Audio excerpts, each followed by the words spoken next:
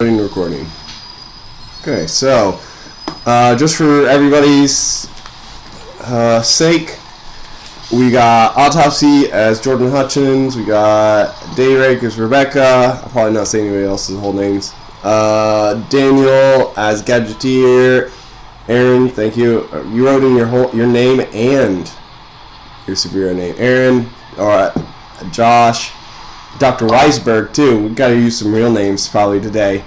Marie as Valkyrie, James as Delilah, who doesn't have a superhero name,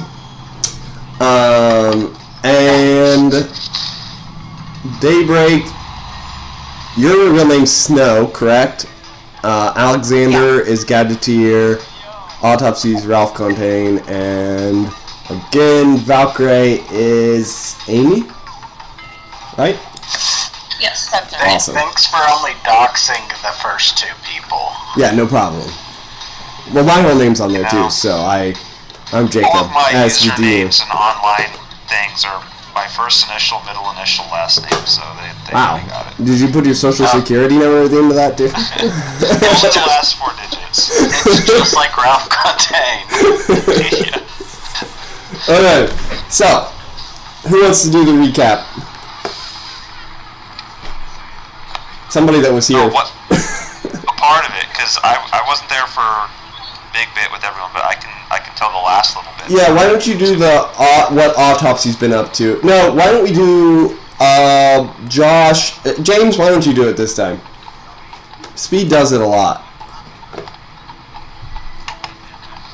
Yep, just give me a second. Remember, because that was the one. I'm thinking of the session before. What did we do? It was the free time. We covered. Yeah, it was the free time.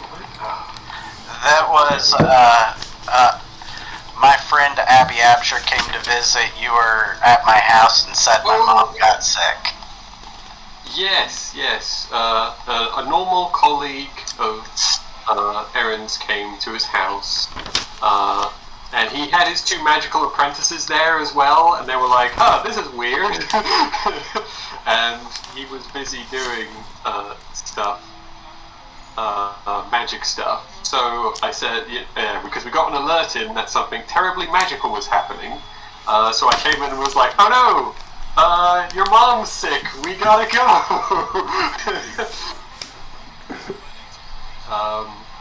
We got rid of them. They probably have some awkward questions later. We transported ourselves to, I can't remember exactly where, but there was a dark fog covering a town. Nobody really had any problem with it. It wasn't like hurting anybody, but you couldn't really use magic in it. It turned out that there was a dark mage in the middle of it who had summoned a demon. You're getting mixed up again. So that was the session before that. The one, because you guys, what happened in that session was that was the Supreme Soviet session. Was the last one. Oh, right. You're right. I am getting them mixed up. Algernon Crow was the one before it. Yeah. It was much more notable. Who are all these people? Aaron can't remember.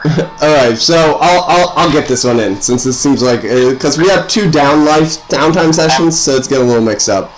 Alright, that was a joke, by the way, just because Aaron forgets everybody. Well, I figured. I mean, I think we all know that Aaron doesn't know who anybody he's talking to is, but you know. Alright, so you were last session. You were contacted by some MI5 people who had.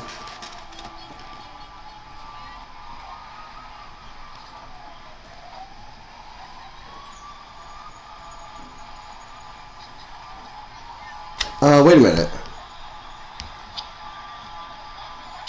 No, wait. You know what? I'm wrong, James. You were right. That was all one session. We got a lot done. I figured that. Yeah. Because the session before that, you guys spent the whole time navigating Indiana Jones style traps. Yeah. Yeah. Alright, so yeah, James is alright. Go continue on. Maybe I'm the one that needs to double check. First thing happened was we encountered this evil mage trying to do deals with the demon. It turned out he actually wanted it there. I think Aaron tried to teleport in and it didn't work, so he was like a mile away or something. So they were like, this is his apprentice, let's sacrifice her instead. Stops that from happening. Didn't really manage to beat him because he kept poisoning everybody. He's annoying and I need to do something about that one day. But we did get him to go away after blasting him a bunch. And then we got rid of the demon. And then after that we got a call. Aaron got a call saying, "Hey, you're a superhero. There's some like covert weird stuff going on." And he took us there because we were like, "Yeah, sure, we'll come." And it was the Supreme Soviets had broken into a building and were extracting some information and accusing the West of being spies and all sorts of things, which I think we were. But Delilah doesn't know this. She doesn't care about politics. Sadly, Jimmy's not here. Anyway, they were incredibly strong, and we basically had to let them go because they were going to absolutely smash us to bits. Yeah. Aaron did make sure to let them know that they weren't going to get out scot-free, so one of them did get knocked out. Yeah, and Aaron stuffed his pockets full of leaflets telling him why the Soviet Union was a bad place to live. yeah, Aaron faked his own knockout, disappeared under the water, popped out as one of them was trying to get in his sub and blasted him. Nice. Right? Isn't that how it went? Yeah, like he knocked me for like 150 damage. I did a heroic recovery but faked being knocked out still. And then I blasted Aaron him. was there fighting one-on-one with this other guy. You know, they're both extremely powerful, leaving his two apprentices to fight like 4 of them who were also just that powerful, and his apprentices were not that powerful. Well, there was also Kate Neville, S.H.I.E.L.D. agent. Yes. Oh yeah, is that Jimmy's new character? Yes, woman with a gun. Jesus. So, you know, there was a robot who could phase through stuff. There was like a Captain America guy who almost knocked like Captain America. Is Crimson Dynamo there? Yeah, Crimson Dynamo was the one that Aaron was going to. So, and while that was going on, Daybreak tried to teleport in to help everybody. Fumbles the roll to teleport. And then ends up kicking Nazi Captain America's ass. Teleports into an alternate dimension and faces off against Nazi Captain America in Nazi Ireland. And she steals his shield. She has his shield. Yep. Hail Hydra. And does it have like the big Hydra's like skull? Yeah, it's just that green one from the comics. Yeah. If anybody It's doesn't hanging up on a wall. if anybody doesn't know what that looks like, it's the I'll send a picture. That's super awesome. That was this was like, I swear the dice forgot that Jacob was him and I was me. And Yeah. Well, it's an alternate universe. It's an alternate universe. Every single roll he did was like a Daybreak roll, and I got every Jacob roll. It was awesome. Yeah. It's great. Doesn't often happen. Are we using roll-playing? We are not. We have a dice roller Okay. in the chat now. We will switch to Roll20 if I am ever in need of a map, but I do not see that happening. Oh wait, Green Captain America. Okay. Evil Captain America used a green and a pendant shield. I thought he used a circle shield. Huh. In that universe, he uses a circle shield. Yeah. Okay. So his we're gonna stick with the green circle shield that I thought he had, and here's basically the Hydra logo, but it's what it looks like. Nice. So you got that on your wall. It's a good. Yeah, we put that in the team trophy room. Oh no! Got one of those. She's not sharing this. That was solo. That was 101. Then she escaped before that's under Nazi. red. Then she escaped before Nazi Thor electrified her. Also, that's an adamantium shield, so... Yeah, it cost 1,000. Somebody's gonna be using that bad boy. We know a guy who can turn that into some sick armor. Related. That's kind of what I was thinking. Related to last session, MI5 contacted Timothy Weisberg, Dr. Weisberg, about his missing friend and accountant, Andrew Barnagy. Delilah also looked for information on the Asgardians, called Daybreak. Daybreak gave her some questionably useful information. Kate Neville did an investigation on S.H.I.E.L.D. Agent wanted by the KGB. Got a lot of information on autopsy from Celestia. After a natural 100 on a D100 roll on her personality check.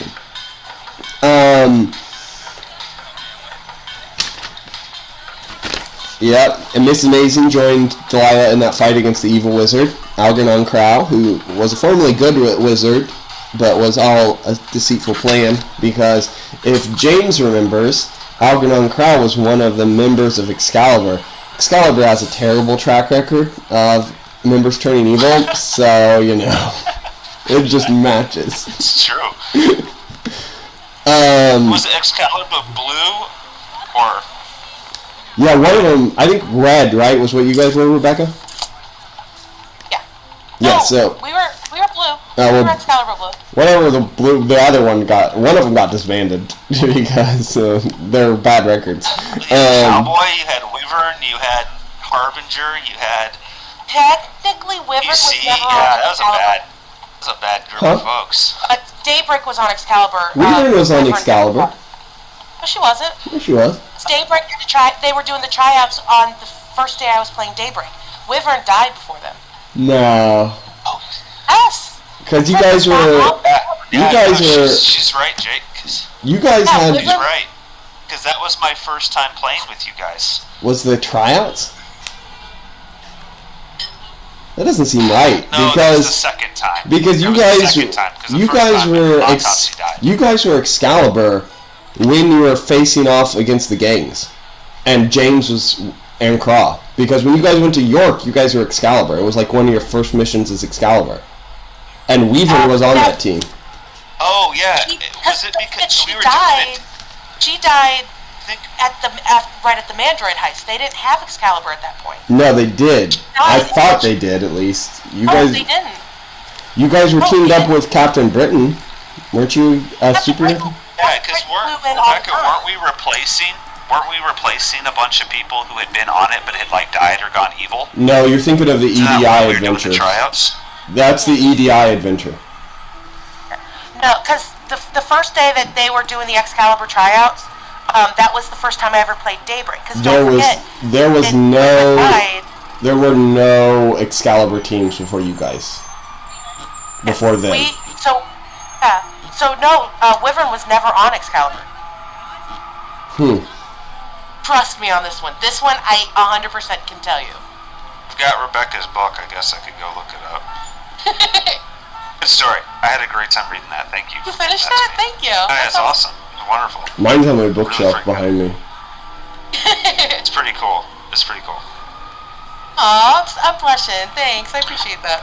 My favorite part is where Big killed her. Keep it up. But you and I we were finally coming back to some even footing here, and you had to go through that. I'm all about that spice. Oh, the Mandroid heist was after Weaver died.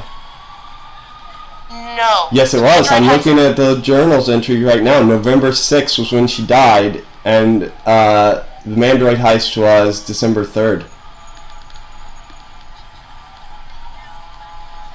Mandroid heist was the first time Big showed up. It was after Big showed up, I guess. She died the day they met Big. Yep. Big did a number of heists, not just the Mandroid for military equipment. That's why everybody was on high alert, because Big kept breaking into high priority targets. The Mandroid heist was only against the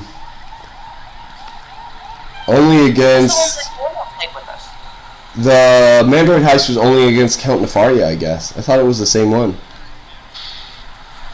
So, was Harbinger never on Excalibur? Oh, he was not. So there we go, then. Oh, I had that wrong.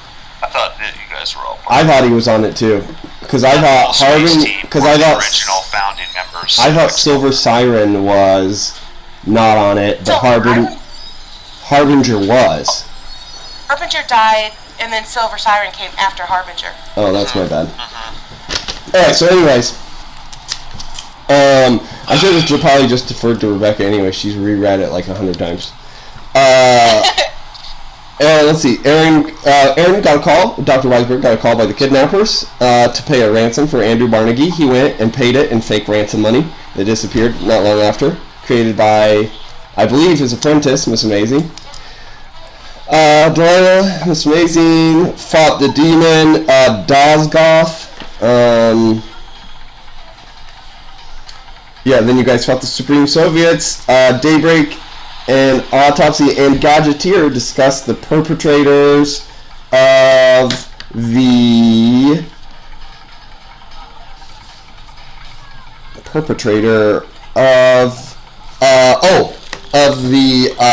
the burning, the fire, right? Because you dealt with a fire, Daybreak. Right, yeah. She had a couple people out, but not many. Yeah. And Gadgeteer and Autopsy assisted in the save. Ira School is suspicious, is what I have written down here. But you continue sending her there. And yeah. And then we made it to December 25th. Autopsy. Jordan, why don't you give us your short recap? Try to keep it way shorter than I just did. Yeah.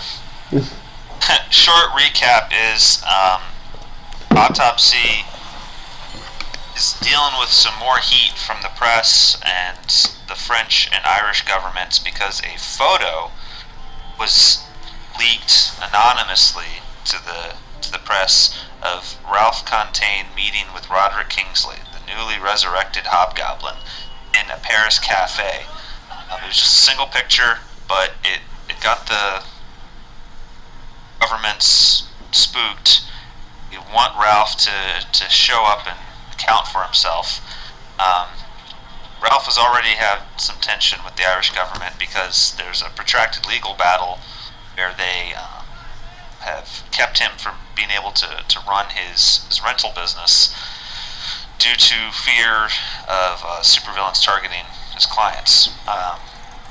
So now kind of penniless and now on the run from the police, he has taken up residence in a bunker below a church that his friend and fellow superhero, the Gaelic Guardian, has supplied. And he continues to do superheroics, focusing these last few months on a recent drug epidemic that has been striking the city of Dublin. Recently, he was able to apprehend some mid-level gangsters who are involved in distributing drugs. He was able to learn that their boss is an Irish mobster of some sort who has connections in the prison system. The gangsters that Ralph arrested seemed confident that they were going to get out if they got tossed into prison, or at least be taken care of in prison. Before Ralph could talk to his friends on the police force about this, there was a firing of one of the detectives that he had a good relationship with.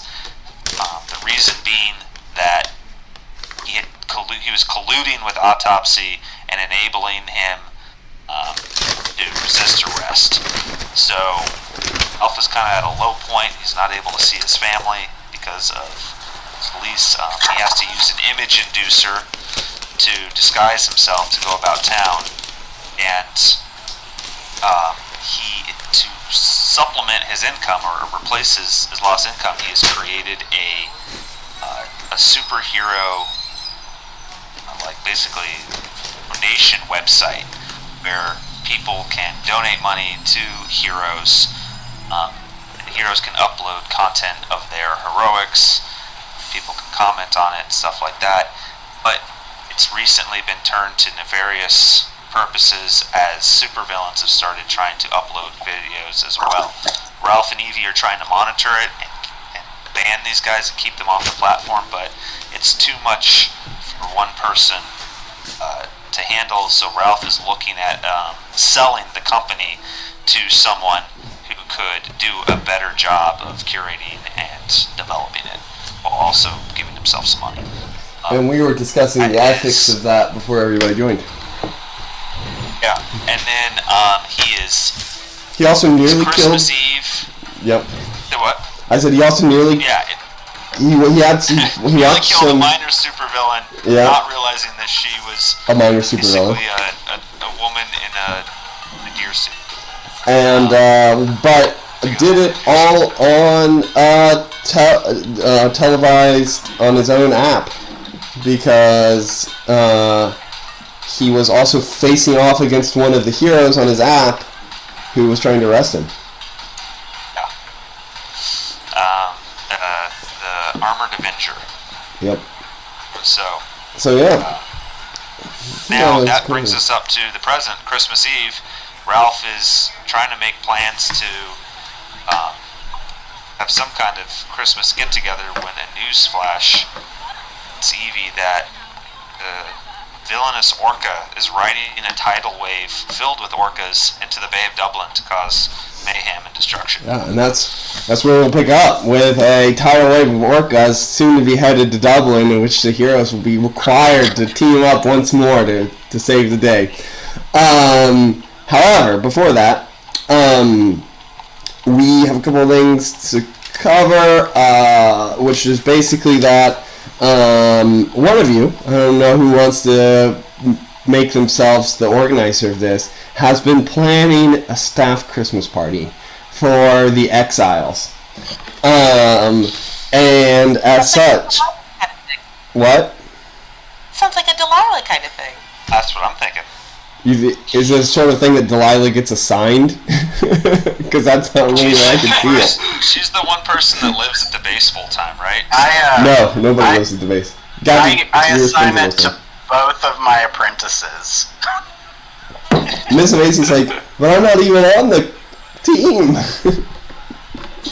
Delilah's like, this has got nothing to do with magic. He's like, but fine, sure. It's been a bit since we've seen the whole team. Miss Amazing elbows you, Delilah, and says, "Don't be a pushover. Stand up for our rights." She like just gives her a little weird look. Alright. So, she follows along after Delilah gives up without protest. Ralph texts you, Delilah. Looking forward to it. Thanks for organizing. You're the best. Is there anybody else you guys want to have show up there? Fuchin and Victoria are willing to go. I want them to be there. Ralph's been missing them. Aww. Anybody else? I think the Gaelic Guardian should probably go. Celestia, if she can get away from the clinic. I'm not sure if she can. Emily Banks. She says, I don't go by Celestia anymore, Ralph. I haven't in years. What is her... Oh, I forgot. What's her character's name? Emily? Emily Banks. Yeah, That's Emily right. Banks. Daybreak, anybody you want to invite? You know what? She'll invite the hunter.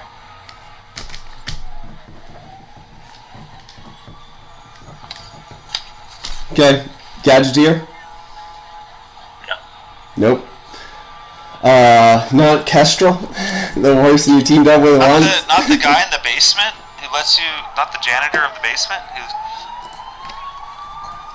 Facilities guy? What about Pine Needle? Oh no, he's in jail. Never mind.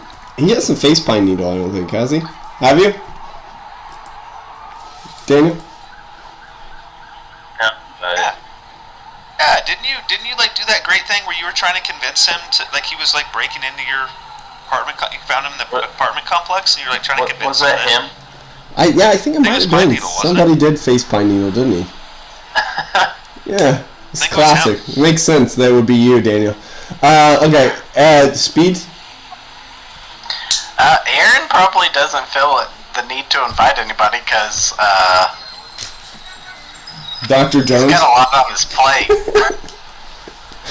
Yeah, I guess I could invite Doctor Strange, but he's probably going to be busy. Delilah. He always is.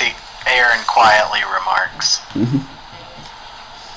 Or return my calls. Delilah, is there anybody you want to invite?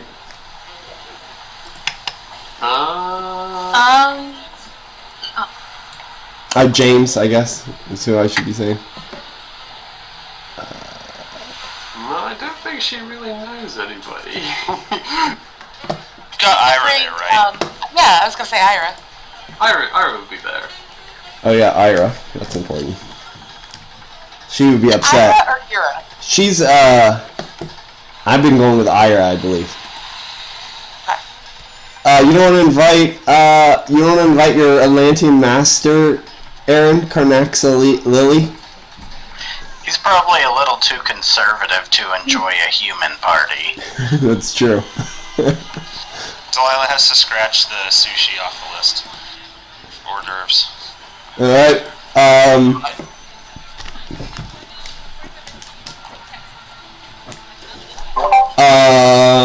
Marie, anybody you want to invite? No. She doesn't really know anybody, so no. Are Okay, you bringing your horse? of course. Well, yeah. I think my horse really goes everywhere with me, so. Yeah, okay. Yeah. You don't have a winged horse and not take it everywhere with you. Alright, so, Delilah, how are you? You send out real invitations, or are you emailing everybody? This is important fact. I mean, because she's a bit of a scamp, she probably sends everyone a telepathic message. Yeah. Not at like a great time. Like 4 in the morning. Yeah, for some people.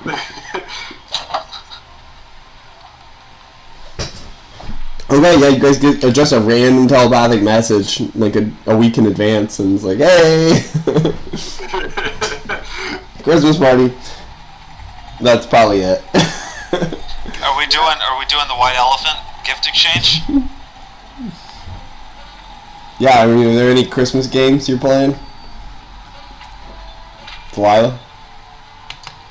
Oh yeah, she hasn't really done Christmas games, so she just gets as many as she can. Okay. She buys a whole bunch of them. Jake, I want Ralph.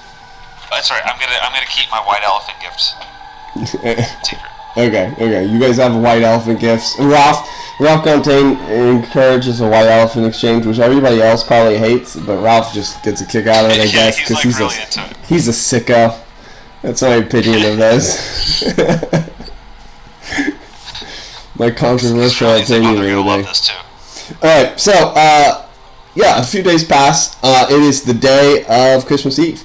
And as you're all forming your portals and getting ready to go, Ralph Contain calls in an all-team alert for a tidal wave of orcas coming towards Dublin.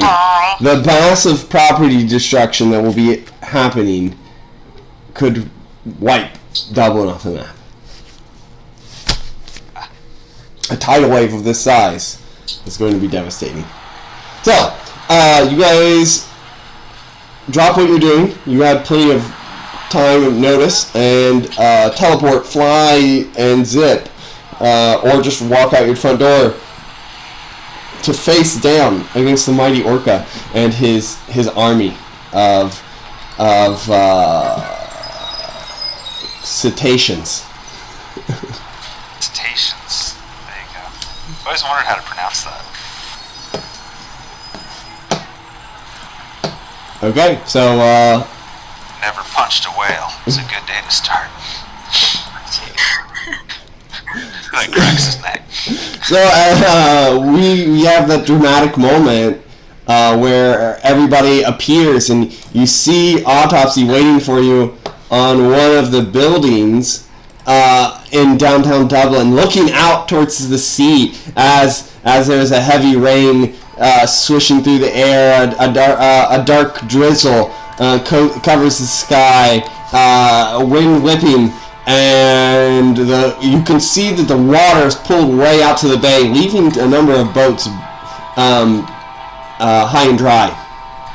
As you pull up and stand in formation, as a superhero team does, that little V formation out to the sides, you look out and you see, riding on top of an Orca,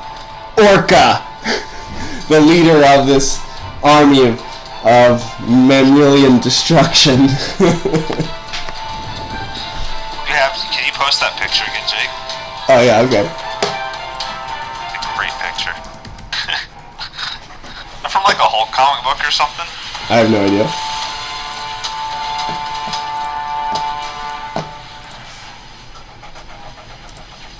I give you guys like the quick rundown of facts about this guy. Big Atlantean thug. There you go. In the water. Yeah. And he hates Christmas. And he hates Christmas. On a rock album. As he comes up, he holds up one of those like spun like cornucopia style horns, and he blows it, and it goes, and he says, "People of Dublin!" And somehow his voice echoes across the whole city. "Prepare to meet your doom for harboring the villain known as Autopsy." He is a villain to all undersea life. So it says, the king of the orcas, Orca. And Ralph like looks at Jared and he's like, "Well, I ran the math. He's the guy that I fought the most. I guess he's technically my arch nemesis. Maybe he did the same." Your arch nemesis is an Orca guy? Aaron looks at you and says, "Man, I wish I had an arch nemesis." Delilah just like... Tell you what, I'll give him to you if you want. But she just You can looks have at Aaron like he's crazy. Alright. Orca and the whales are going to be tough enough, but we got to stop that wave. Yeah, if the wave hits all the buildings, there's going to be mass destruction. Maybe tens of thousands dead. This place is not built to withstand... Well, wait, let's go to our experts. Over to you, James. How many tsunamis have you seen in the British Isles? Not in my lifetime.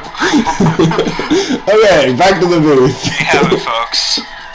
Utter destruction if this wave makes landfall. I would also like to point out to everybody that killer whale is in the book as a stat. So they wanted me to do this. That's awesome. Wow. How many... So, we got the wave... What estimate, what timeline do we think we have before the wave hits? About 10 minutes.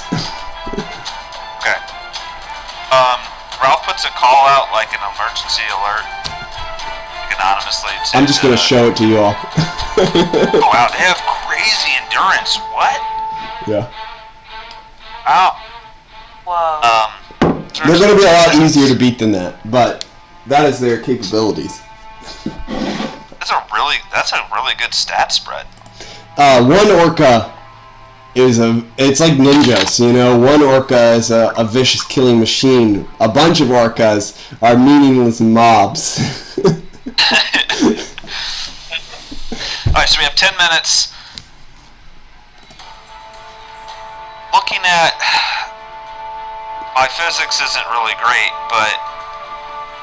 Aaron, do you think that you can handle, like, breaking up the wave?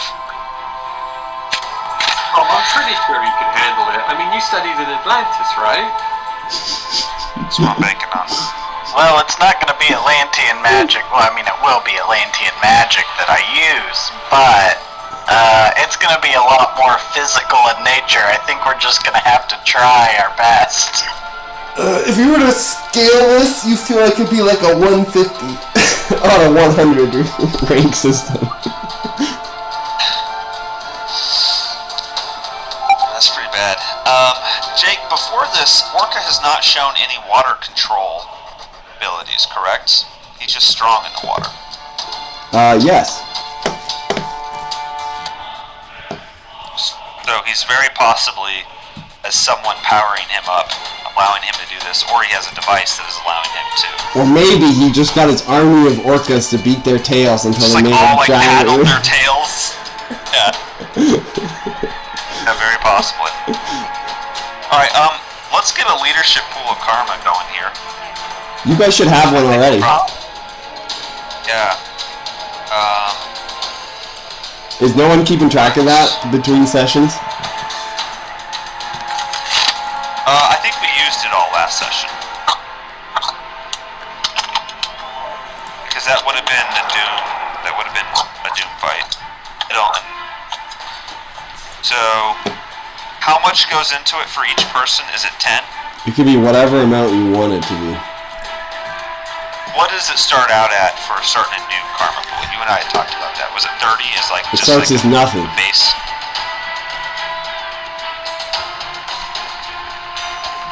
I thought that every time it has like a refresh of like some like base amount, like 20 or 30 or something. And then we can all put into it. No. You're thinking that leadership applies to it every time. Correct? Yeah. Which I believe... Because you and I had gone back and forth about it. Because I think originally it was like 100 karma for a one-time use. Because that 50 karma per time you formed a leadership pool was ridiculous. Right, it was too much. So I think that you set it at like 20 or something. 5 per person or something like that. No, it's 100 one time, which is why I asked if you kept it. So you guys can form a leadership pool and pull your karma together if you want to. However, we have not asked anybody to put karma into the bank for a while, so I think you probably are all solid on karma. I've been slowly banking, but I have about 3 times my total karma right now. Yeah. And then how much do a people lot want to put banked. into the pool? Does anybody have under their normal starting karma? No. Then why don't you just forego the pool then? And you can figure this out in face messages or whatever later. Okay, I just thought that every time we do this that we all put in like a set amount so that we can all use it. If I kill someone with the leadership karma from the group, does everyone in the group lose all their karma? No. That was a joke. I don't plan on killing anyone much. Well, I mean, there's always a time to start. Nobody That's a bad guy. means for these It's a real problem. Alright, so, you guys discussed making teaming up and like, oh, should we work together? And you're like, I don't think so, I don't think so. That's like 3 minutes later, so you're at 7 minutes to go. Alright, well, Aaron's gonna start blasting the wave with telekinesis. Alright, the telekinesis just goes and it passes through the wave. The wave continues pressing on. And then it doesn't do anything at all? It's too small.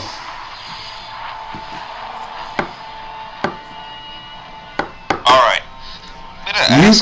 You could block it and like protect some areas by just like making a telekinetic force push and protecting some spaces, but you can't really break up the wave by doing that.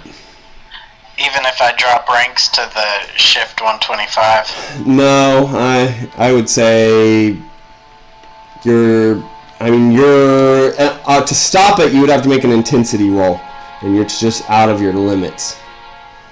You're spectacular, right? Right. So yellow would be monstrous or sensational and spectacular. Red would be unearthly. So it's out of your limits. It's an impossible feat. Okay. But we need something to like. But that doesn't take you very long. You just like boom, boom, boom, and you start doing finger guns at it, and it knocks some holes into it. But the wave's just so big. There's so much water that even knocking out 500 tons of water doesn't seem to have an effect. Does anybody have any wall abilities? Nope. Just your big like pushing. Okay. Well, then I'm just gonna go beat up the guy riding the Orca, because I got nothing. And I'll say. Wait a second. My light wall couldn't, or the light cage couldn't stop it, could it? What is your rank on your light cage? You could make a light wall, basically. Right. Her light manipulation's at amazing. Is what that would fall under. Amazing? Okay, so no. Okay.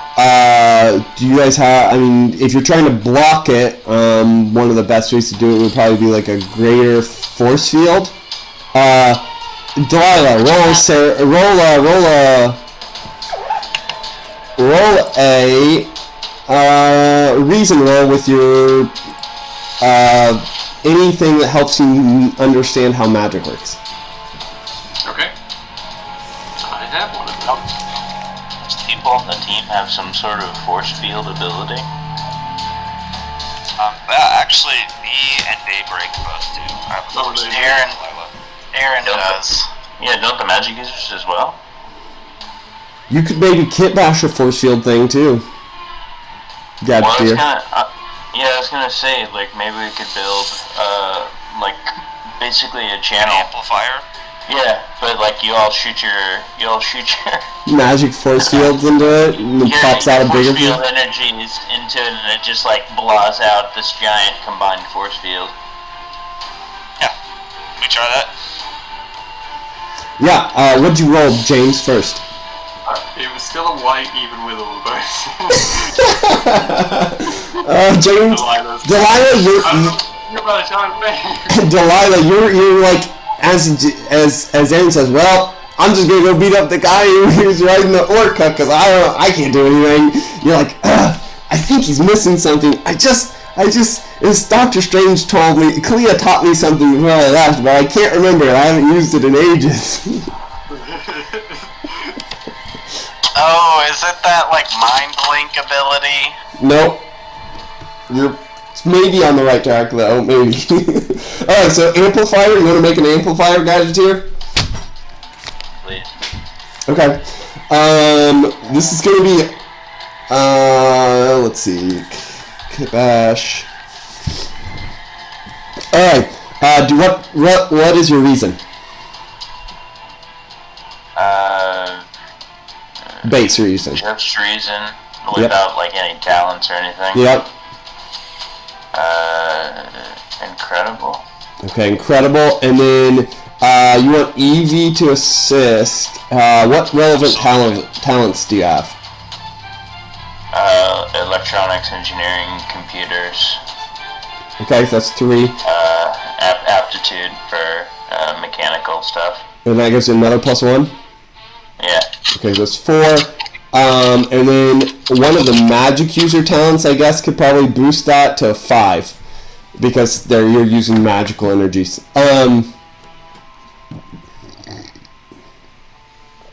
Does anybody else have a super high invention ability?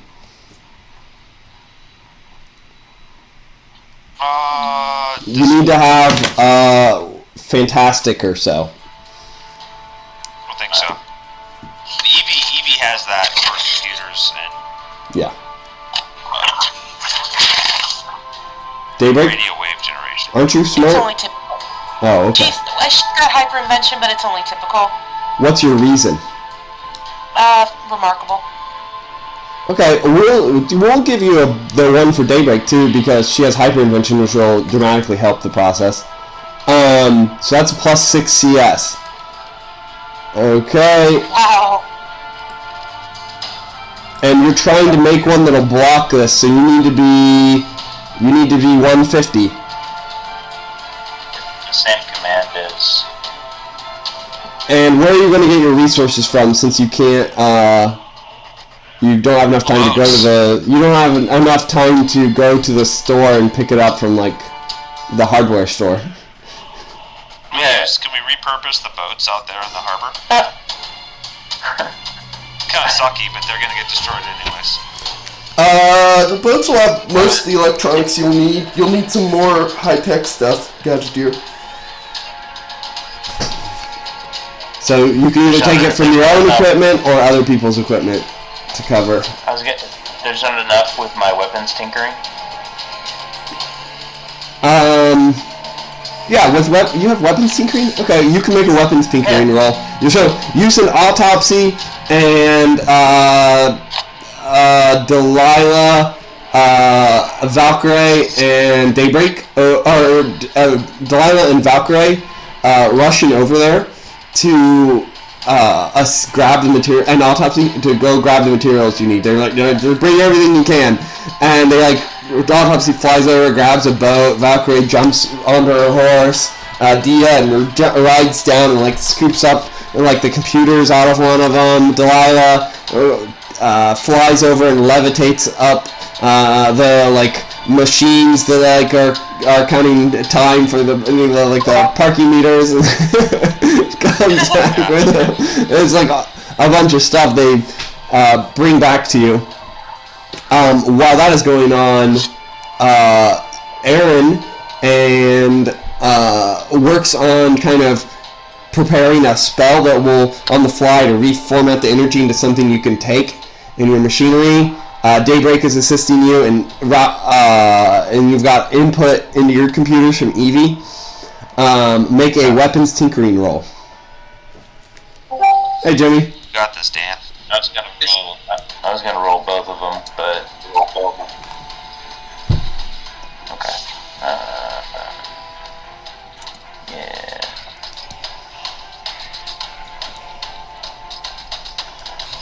Oh, did you make your roll? Oh, here we go. That's a green. Okay, so you had what did I say, +6? So from your incredible? Yeah, that's a green. Okay, you need a red on this. So do you want to spend karma? Yeah, I'll spend it. Okay. Sure. What's that? I need. The +6, Dan. That's still a green. Yeah, that was a terrible roll. It was on Unearthly. So he needs you need to spend 50 karma to get a red. Oh, okay, sweet. Yeah. Kate Neville shows up. She clambers up the backside of a fire escape and looks out at the massive tidal wave filled with killer whales, ridden on the largest rode on by Orka, the Atlantean menace, who has sworn to destroy Dublin in revenge against Autopsy on Christmas Eve. And as you get up to the top of the building, you see Autopsy depositing a boat on a rooftop, other people taking a bunch of stolen goods from the waterfront. And the Gadgeteer like pulls out a bunch of like tools and like hands a couple to Daybreak, and they get to work on like soldering up some sort of giant machine. Okay. I need you to make your weapons tinkering roll too. I'm sorry, Daniel, to see if you can get the resources you need for this. You will need to make a yellow on this one because you don't need anything too specialized, but it's not a easy go. Is it just the weapons tinkering, or is there any? Is it? Yeah, you're using weapons tinkering to replace your you're missing resources, like it says in the book. Yeah. So Yeah. it's just a weapon syncing roll. Okay. Oh! Do you want to spend karma on that? Oh no! I think all that karma you gave me is gone now. What's your weapon Hey, syncing? this is Remarkable. Okay, that's an 80 karma. Yeah, basically. Alright. Okay, so as he touches, like he reaches into it, and he like somehow like pulls out machines and like converts stuff into circuit boards that shouldn't be circuit boards, and like whips up like some secondary adamantium out of like what looks to be old aluminum cans and a rubber band. They begin to work on the machine, and it is completed.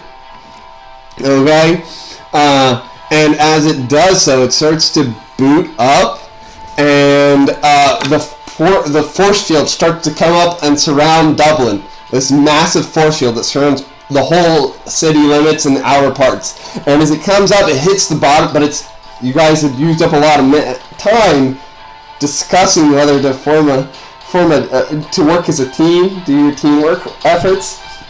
So it's not entirely up by the time the wave hits.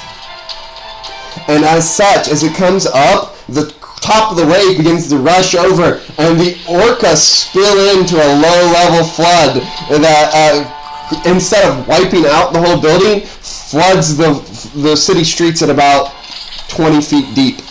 oh no. Yeah. So a massive flood begins to cover Dublin. The buildings stand, however, and you can see a lot of people have taken to higher ground, and there seems to be you see a bunch of orcas smashing against the dome. Many of them were kept out, but at least 100 made it in. One of them. Oh wait, so how many orcas did he? Oh my gosh! I'm gonna try to take the tripod up out of the water. You guys are on a roof. You're okay. Oh, okay. Because I was like, if we're on the ground, this thing's not the most sturdy. I need you to make one more roll. No karma allowed on this, and make the reason roll again at unearthly. Brutal.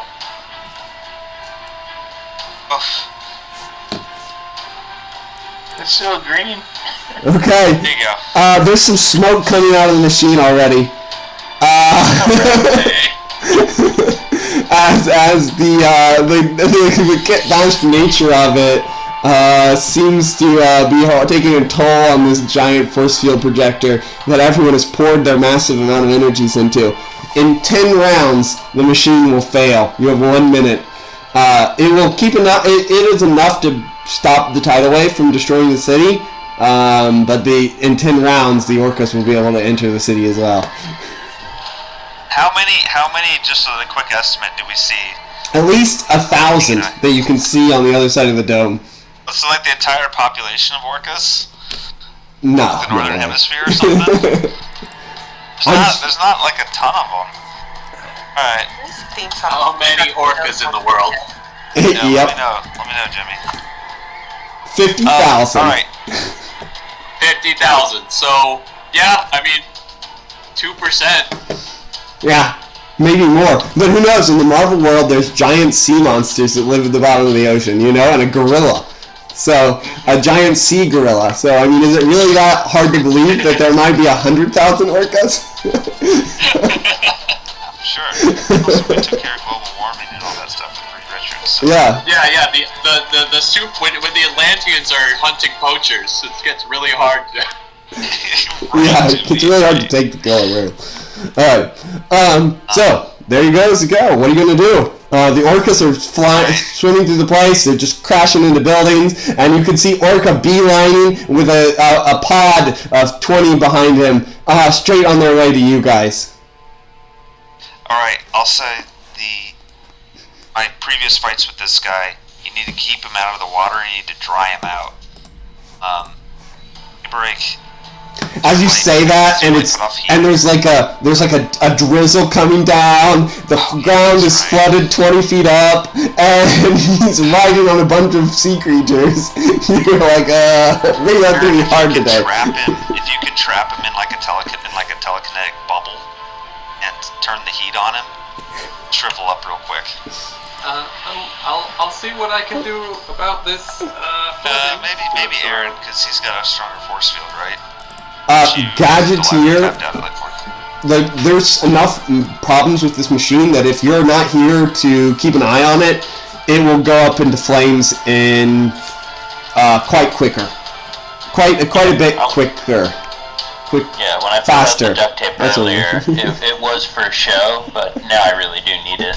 So you can still do stuff if somebody makes it to the machine, but and you can fight them, but you could probably send your drones out, but you can't personally go out and face these orcas unless you wanna risk the machine. No. Do your drones have like heaters or flamethrowers on them, Dan? No. You know what? Everybody roll intuition. Hey, Neville's getting on the horn and being like, yeah, looks like this one really got away from them. We're gonna need the helicarrier for evacuation, probably the Avengers. I think I have just my wrist. On it, Agent Neville. Helicarrier inbound. And if you got anybody good with whales, it's gonna be a big one on this one, I think. We will we'll contact Stingray. Yeah, there you go. That's a good guy. I got a yellow on excellent. That's a yellow for me.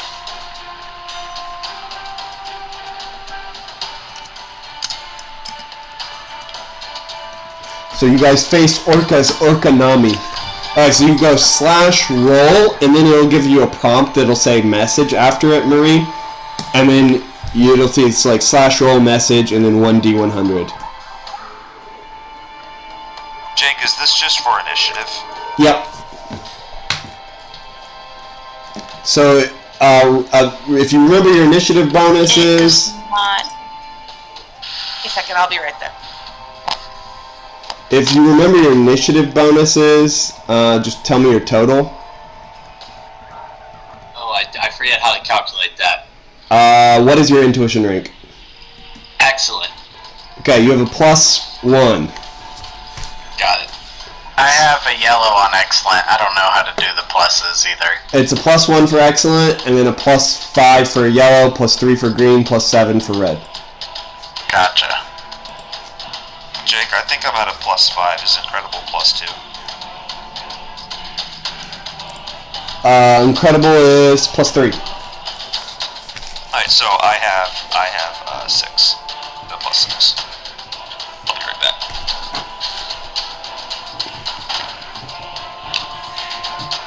What'd you have, Neville? Kate? I got a green on excellent. Okay, that's So 4. that puts me at like a 2? Oh, 4, okay. Okay, Aaron? I got, so excellent is 1 +5 for yellow is 6. Okay, Delilah? Jay? Bad. What's your intuition?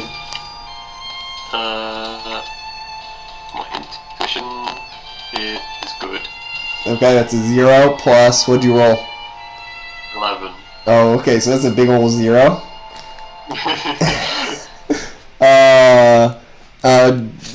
Daybreak? Oh, white on good. Okay, so you're also a 0, Gadgeteer. Daybreak got a... she did not roll.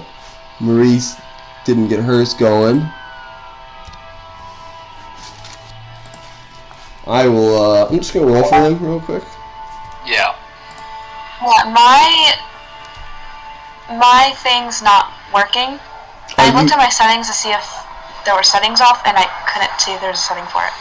Are you... So, I don't know. Are you on your phone? Okay, I'll go back to my room. I'm on my laptop. You're on your laptop. And you're putting /. before roll? Yes. Slash. So after... That's what I'm typing, but that doesn't do anything. Does oh, it... wait. Hold on. When you put in /roll, does it give you a prompt over top of the chat box? It does not. Okay. No. /roll, that should be right. It should go, when you put /roll, it should give you a autocomplete commands option. If I put in slash, it will do it, but as soon as I type in roll, it disappears. What about /r? Still nothing. No command. Can you screen share? Your Discord? I'll be right back.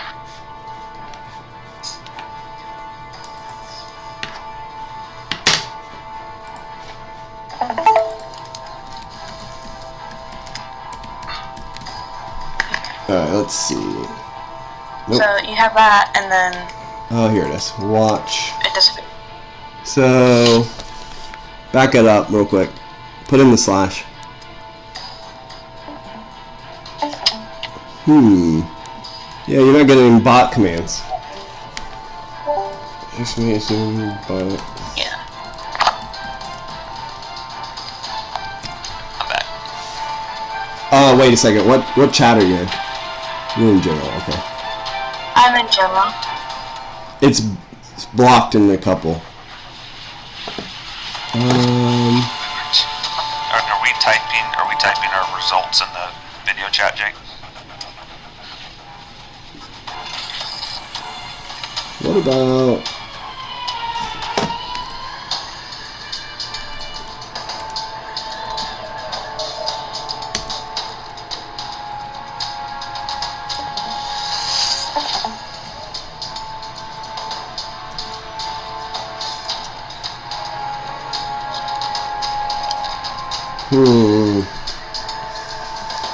Do you have physical dice?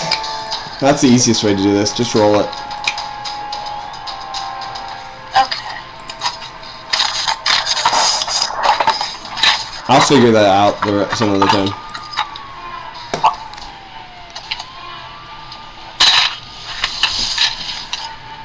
White and remarkable for daybreak. Back to my regular rolls. Yeah, it's tragic. Feels like home. Daybreak, remarkable is a +2.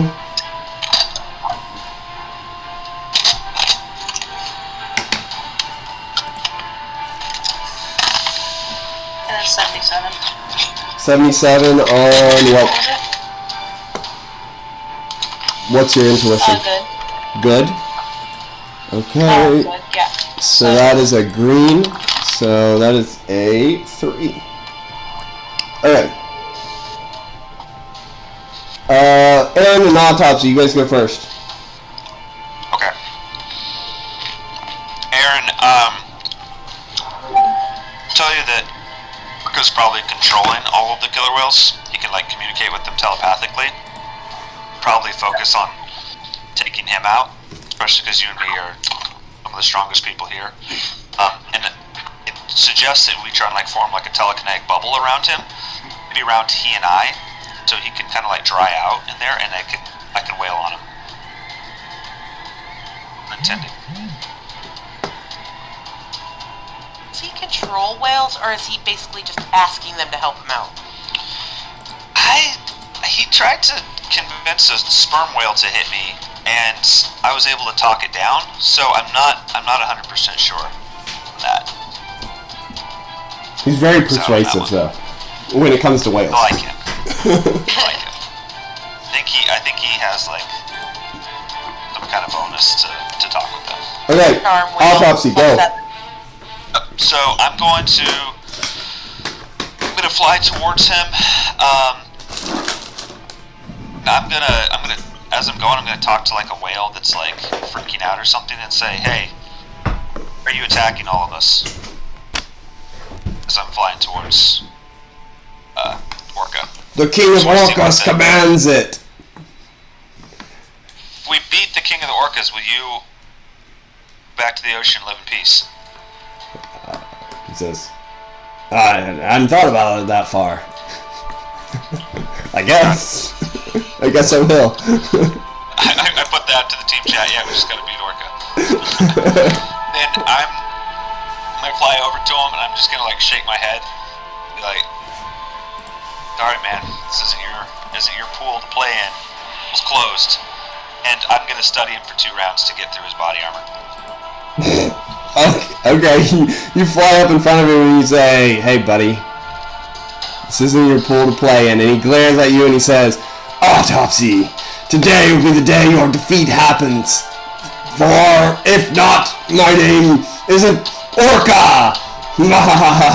Right, buddies? He says in whale. And they're like, "Yeah, good job, King. Yeah, get him, boss."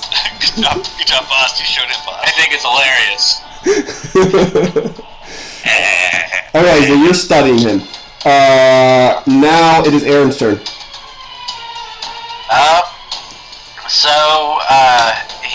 Is he still like a whole minute out, or what's the... Oh, no, he is in the city. Autopsy is like 20 feet away from him, levitating over his head.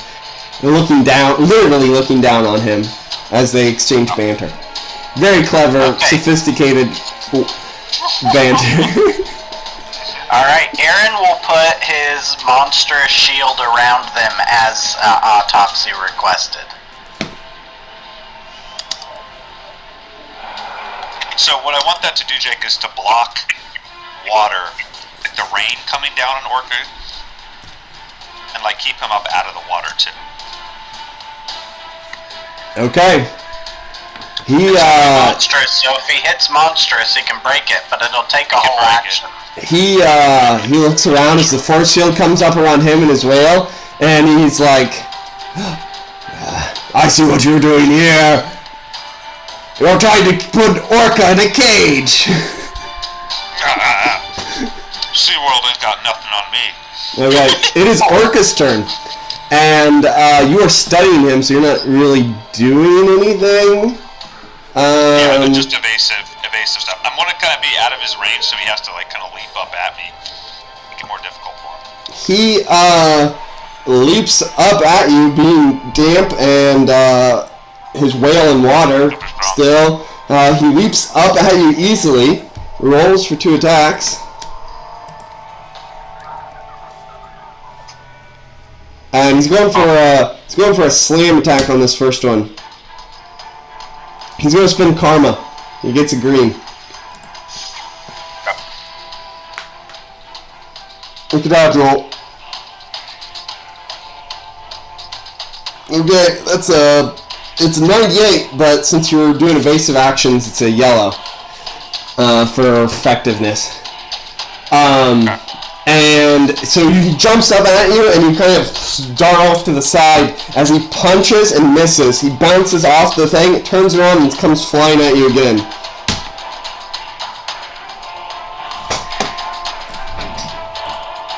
I gotta look at how much karma he has.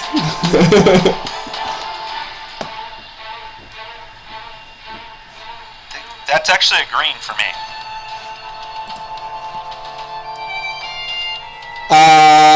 He's gonna spend karma and get another green, and he is very low on karma, you feel like. So he leaps up at you, and boom, slams into you. He does 45 points of damage as he smacks you backwards and into the force field, towards the force field. It's monstrous strength, so what's your endurance? Endurance is 70. Spectacular. Okay, so you need a yellow. A red will mean that you... Okay. Oof.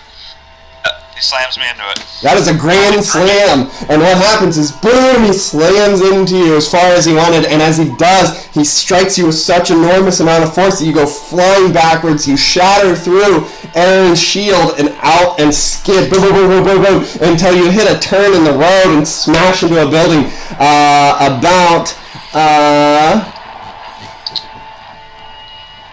One second.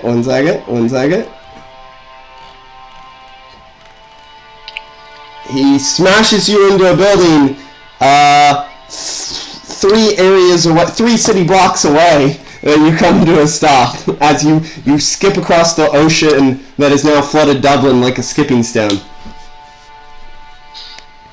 So I just kind of like bounce like across the water, like boink, boink, boink. Yeah, and his whale then, as you're like pulling yourself out of the water, the whale jumps at you, and with his mouth open, all the fangs at the ready. Roll to dodge. Alright. Fight. The whale chomps into you. I'll spend a little bit of karma. I'll spend a little bit of karma to make it a green. Okay. Because I'd rather not take. So I just need 10 karma to make it a green. Okay.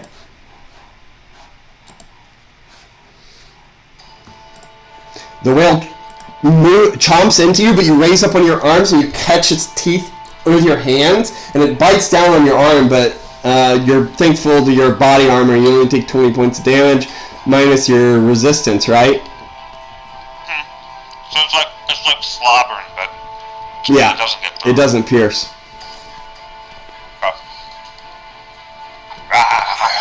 I'm like holding it off.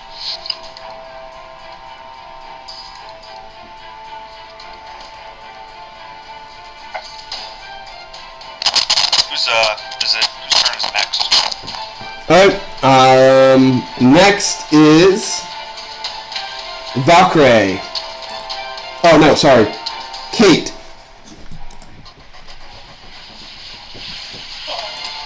This is Agent Neville requesting orders from headquarters. Finally have eyes on autopsy.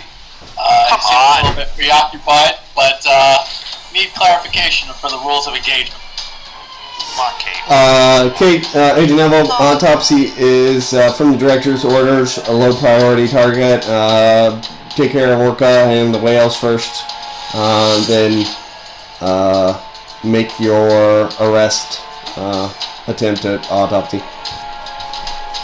Sure enough. And I pull out, obviously I have a I have the full laser gun, right? Yeah. I have the laser rifle, yeah? Yeah. So yeah. I can roll for 2 attacks and I'm gonna just shoot Orca.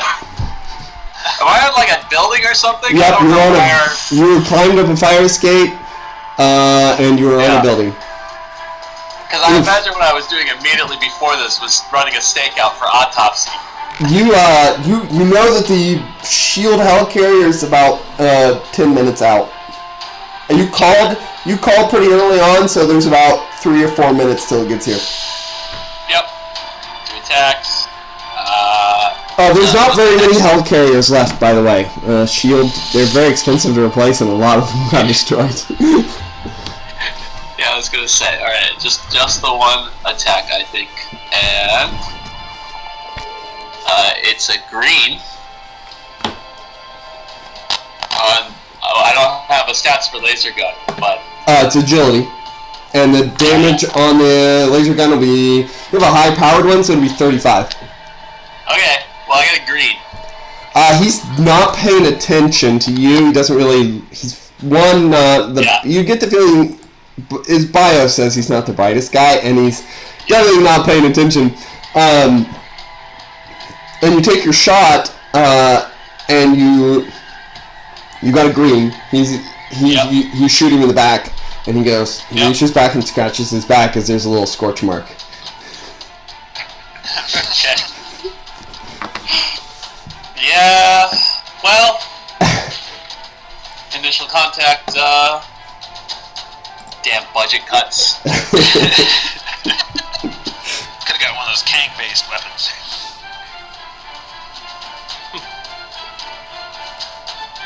So, that's my turn, really. I think I just stay above water so that I'm not in trouble.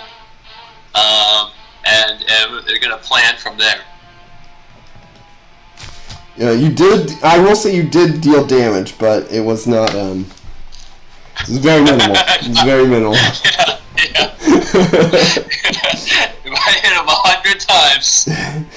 It'll be 50, I think. 50 more dice, you're really down.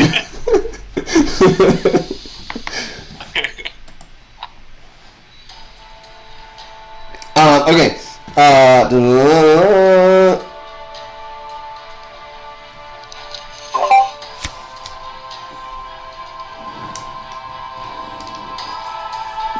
Valkyrie, you're up. Okay, hello. Hello. Where am I? Because You are sitting on top of a building, okay, and you're looking down at the city of Dublin. Just imagine a normal cityscape. The ground is covered with deep water, about 20 feet deep right now. And you're up there with your horse. There's a big machine next to you, some remnants of a boat, some of the computer parts you stole, and the machine is projecting a giant force field.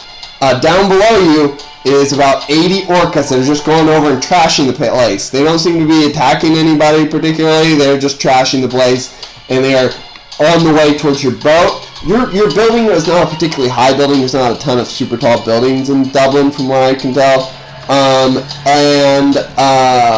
So they're not that far below you at the water level. And then Orca is facing Autopsy. He's on a long boulevard. Autopsy's pulled himself out of the rubble of a building. There's an Orca attacking Autopsy, and Orca is swimming in the water on the far end from Autopsy, and he stopped to stand up on a bus, and then Kate Neville shot him in the back. You okay? Okay. Could I just I thought try they told him to not engage him. Not engage Autopsy. Oh, I thought you said they shot Autopsy in the back. No, Orca. Okay. Harsh. A little harsh. Probably coming back. Okay, can I try just going ahead and spearing an orca? An orca, like one of the mammals, or orca as in the supervillain? We call them killer whales. An orca as in... Yeah, Yeah. okay. Yeah, you could just spear an orca. Yeah. Whoa, how fast are you? Remember to roll for multiple attacks. Multiple actions.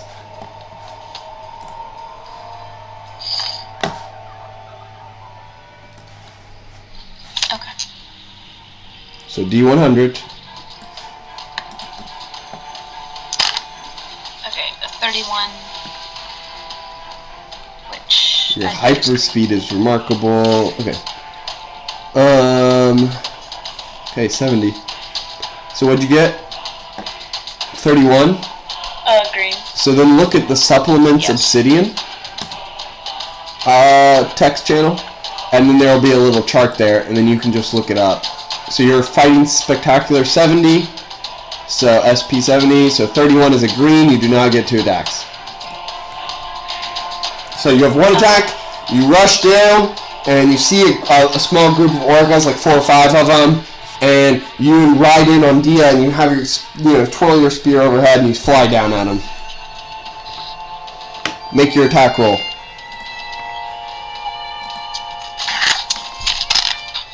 Uh, 67. There you go. Alright, 62. Just tell him it's 100.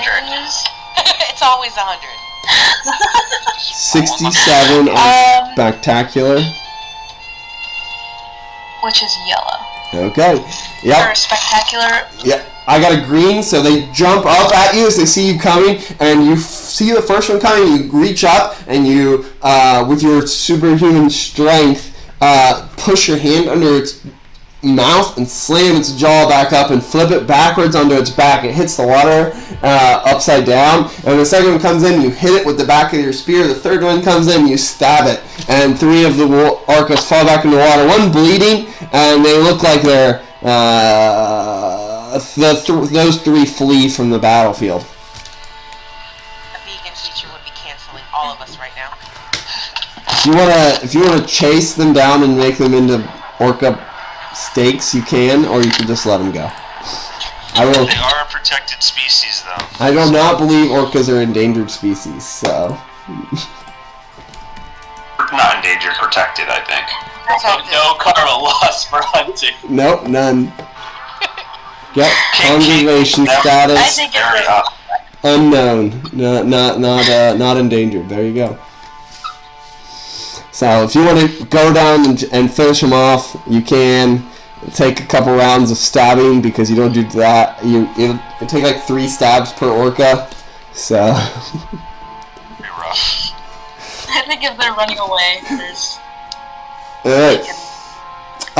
Next is Daybreak.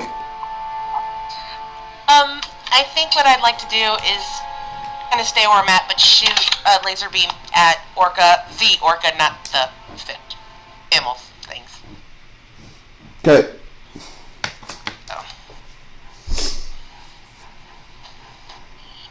Roll for 2 attacks. Yeah. What do we got? That sucks. Mine's not working. Try it again.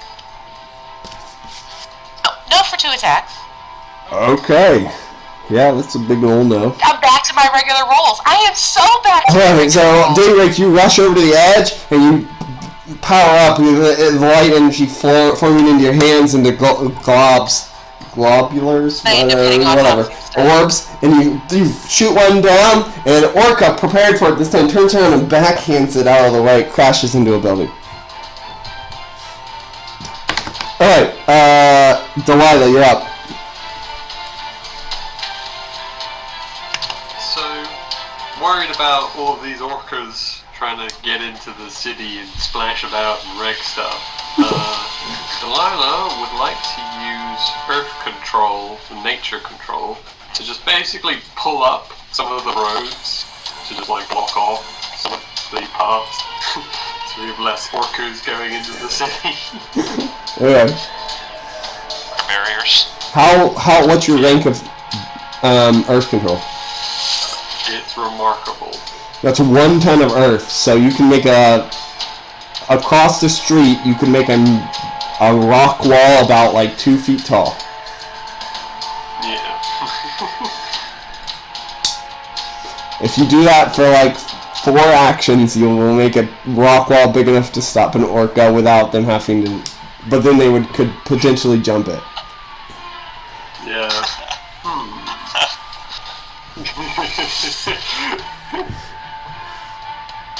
Okay, well, we'll try. No, I can't. Damn you. I was thinking I could use that, but it's chaos magic. I don't know, do we need that here?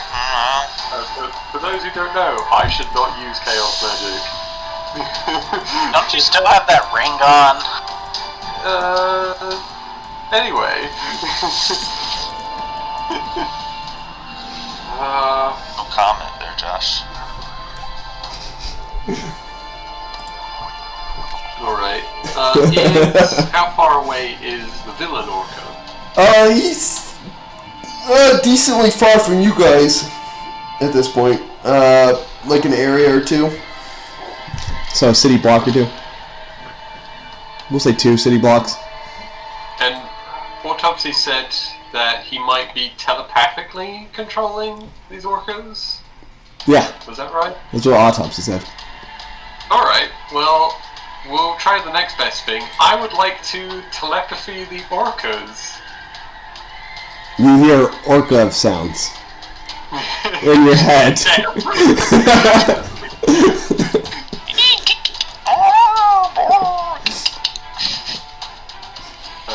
Yeah, sorry, I forgot to mention Autopsy, he can actually, like, speak it. Yeah, he has the ability to speak to animals. He's kind of animal guy. You get the vague feelings of like anger and like hunting is the sort of thoughts that come into your head, but it's so foreign, you know, can't really read their mind. Yeah. There does not seem to be any sort of telepathic influence on them, though. Chalk that up. So, Autopsy, he does not telepathically control orcas. Yeah. Okay, so it's more like he just communicates with them. after doing that and kind of working that out, she's just going to be on the defensive for now. Okay. Kind of work out what she can do. Okay. Gadgeteer, you're up. Is there a way that I can try to stabilize the channel generator? The only way you could is if you powered it down.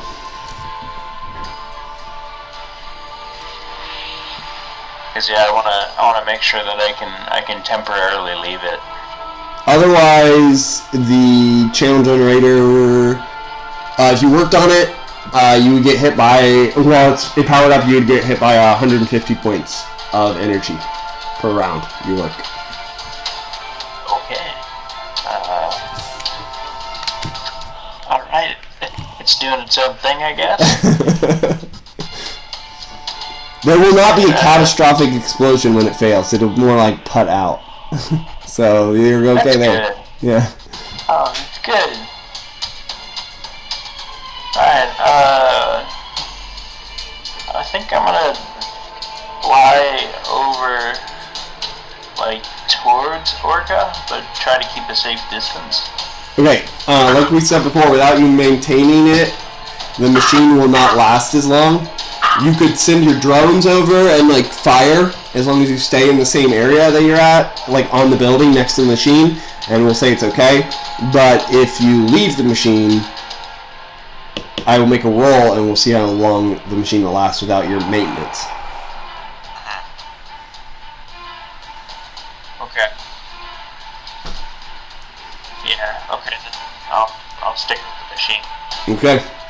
What do you want to do? Do you want to shoot an Orca? Do you want to shoot Orca? Do you want to send drones out? Or? I don't know if my discs will reach. Yeah. I mean, I can hit an Orca, but that just feels cruel. So it's basically just like a supercharged stun gun. I was kind of thinking if I could get closer to Orca, I could shoot. Is it possible to fly over and then maybe try to get back and stabilize the thing, or is once I step away, it's... I would say you, instead of making it roll and just randomly determining how many rounds you'll have until it is disabled, if you come back, I'll just say you lose 1 double rounds. So instead of being 10 rounds, and then now you have, after this round you'd have 9, you'll have 8 after this round if you step away and come back.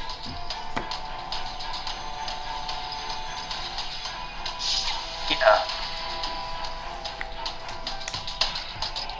I'll fly over as quickly as I can to do a little drive-by, little stun disc shooting of Orca.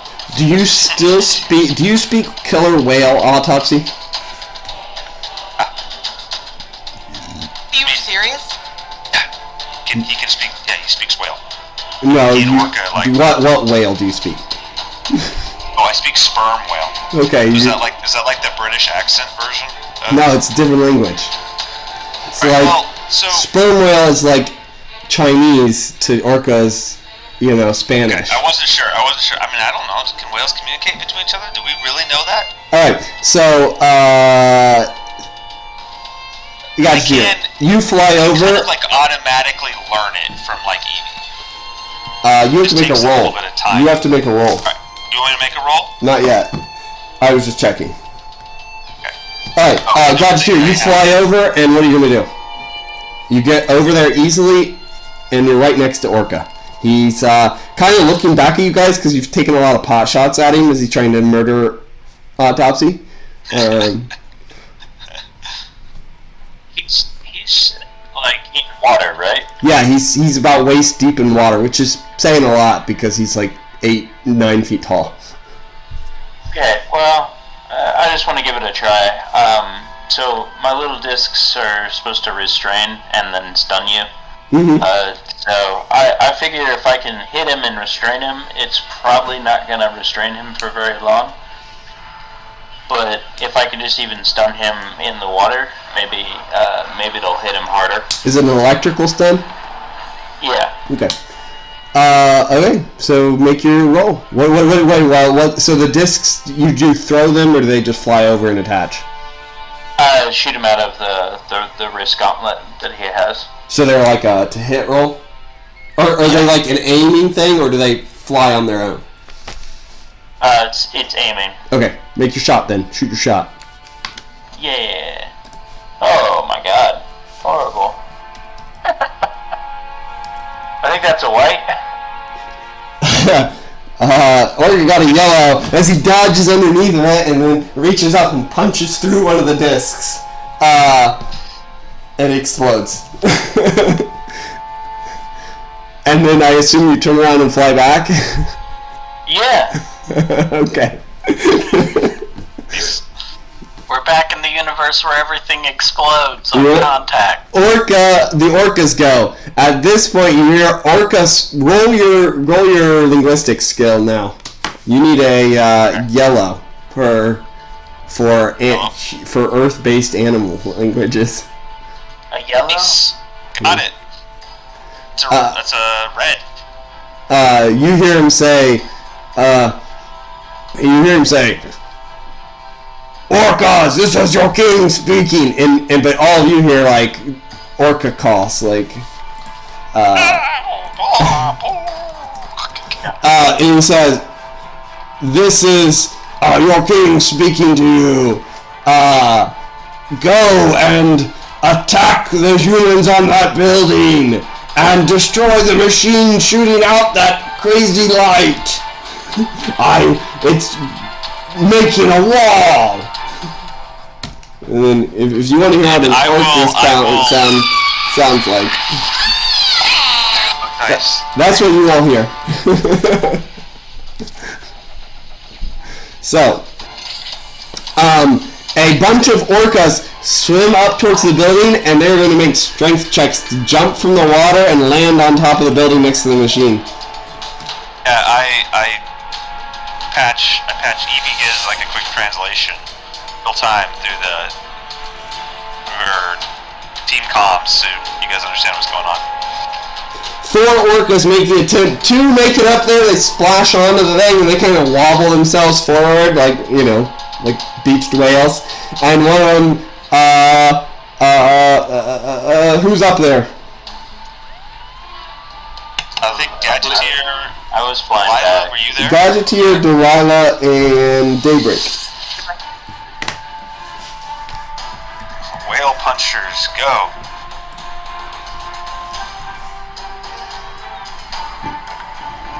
One of them attacks Daybreak. One of them attacks the machine. Do one of you want to intercept the assault on the machine? You'll get the attack instead. You'll take the damage. Delilah will do that. Okay. Delilah, you jump in front of the whale and it swallows you. Alright, Jonah, you got this. You're stuck in its mouth as it like chomps down on you for 40 points of damage. Alright, good. Daybreak, you look on horrified as you see Delilah's legs, like feet sticking out between the teeth of a whale, like kicking. Yeah, that would cause a nightmare or two. Oh wait, wrong roll. Okay, Daybreak, roll to dodge as the whale assaults you viciously, mercilessly. Of course. So that's probably a The way. beached whale attacks and it bites you for 40 points of damage as its jaws chomp onto your arm. It takes the shock from your light powers and it kind of spits your arm out and like looks at you like weird. And then Valkyrie, a pod of whales come to avenge their brethren on you. No goodness. 5 attacks. All just greens. Oh wait, no. 1 is a white. So it goes green, white, green, green. Oh, Kate, you're up there too, Can we aren't type my you? rolls into the... Yeah. Yeah, sure. I had assumed I was on a different building. Okay, that's fine. Yeah, you're on a neighboring building watching this go on. relaying it to the shield radio. Yep. A lot of whales here, leaping all over the place. Okay, the first whale comes in, you duck underneath of it, and then stab it in the chest. The second whale misses at you as you jump backwards, fly up on Dia. The third whale jumps out at you as you swoop back down, but you whack it in the side of the head with the end of the spear, and it falls back into the water. The final whale jumps up to you, and you catch it with your spear, and then overpower it, tossing it back towards the water. That was all 4 of them. Okay. Wow. Right. Good job. Awesome mix. Okay. Autopsy. 4 whales come for you. And you want me, you said we can't do like 40-10, right? Because it just like lumps all of it together. Yes. Okay. Oh. Patient did not respond. Yeah, I'm getting that too now. Got that also. What did we do last time this happens? I have to like log back into Discord. I Maybe I just don't didn't know. type it.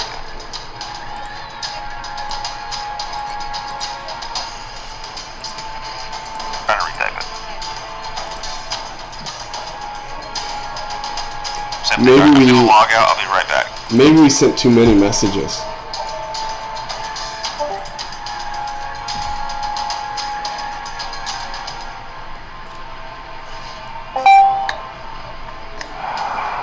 Let me try it one more time.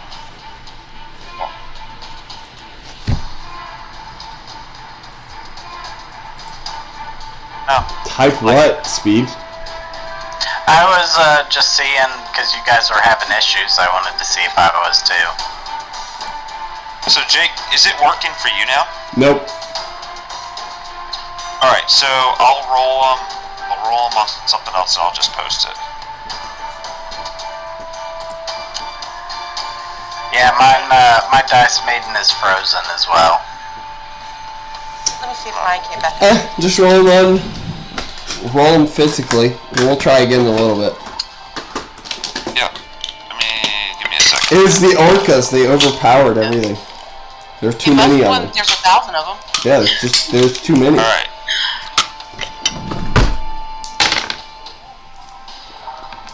Okay.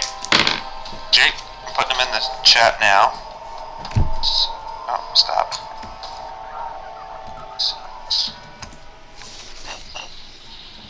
So that is green, green, white, green. Okay, so 6, 44, 90, 26. So mine's white, green, yellow. I think yellow, maybe red.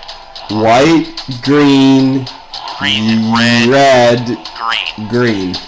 Okay, so the first one launches itself at you and it snaps down, biting on your shoulder. You push it back with a one mighty push, falls backwards but chomps on for 40 points of damage. The second one leaps forward, you duck underneath of it and uppercut it under the chest. It flies way up into the air and splashes off into the water a couple feet away. The third one comes at you and you grab it by its tail and swing it into 3 more that are coming towards you.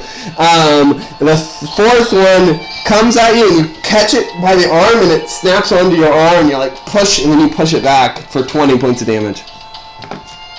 Okay. Does 20, you don't get hurt with 20, right? No. So it should be 35 is 40, 20, 40, 20. 40, 20, 20. 40, 20, yeah. So I took the 5 points of damage from the one. So I'm just out here rock'em sock'em orcas, you know. Pow, pow, pow, pow. Yep, and now you're up, Autopsy. Okay, so I'm... Aaron, where are you? You're levitating in the air somewhere, right? Right, there's no reason for me to be standing on a roof. That would be silly. Then Jake, I think that for me, I still have to wait. This is my second turn, right, of observing Orca. Yep. So that's what I'm gonna do. And then I'm gonna say, Hey, you've never liked me, but why are you picking now? Why do you gotta decide I gotta go down now? We haven't had a beef with each other for 2 years. It's the Tuesday, he says. Alright, I'm like, this guy's a psycho. You're taking out all of Dublin then. Why not just call me out? He says, has it really been 2 years? Yeah, Hobgoblin, right? You guys beat the snot out of me? I don't, he didn't work for Hobgoblin, I don't think. Yeah, he was part of when He was it an all came independent out. contractor. He was part of the big final attack on me. Oh yeah, Like he the might, one in your house. Yeah, maybe he called him in. He doesn't work for Yeah. Hobgoblin. He must have just got the Right. call to come beat you up. Alright. I think that's what it was. Aaron, you're Still up. didn't work for him. Alright, so re-describe the Orca situation with the force field that makes the force field going down be bad. There's a giant tidal wave pushing up still against the place, and by giant I mean like comic book sized tidal waves, so like 100 feet tall. Okay? And Alright. and then there's like at least 1,000 orcas on the outside. So if it goes down, all of Dublin's gone. Yeah, from the wave, and then the orcas will just be able to pick people off. Now, has the wave kind of dissipated yet at all? As it, like, It has been it's been like 5 seconds since the wave hit the wall, so no, Oh, I got it's you, getting bigger. We gotta hold it. We gotta keep it going. And just double checking, my staff has spells, tongues amazing, rank amazing. Can I understand Orca? You can't use your staff right now because the staff is still generating the power needed to keep that thing going. Okay, so am I allowed to do other things, or? Yes. But Okay. yes, I don't know. I don't think tongues work. I'm not sure if tongues works on animals normally. It might. Okay, I was just curious if I know any of that. Anyway,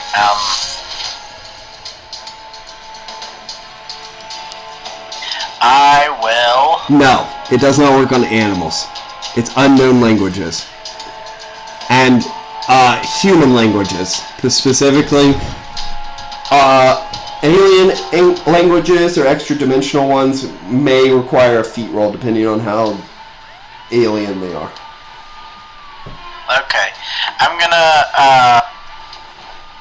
ask the Vishanti for help. A dimensional See if stuff. see if they'll convince the orcas to turn around. See if they're more convincing than Orca Man. Okay, the Vishanti don't usually have convincing spells.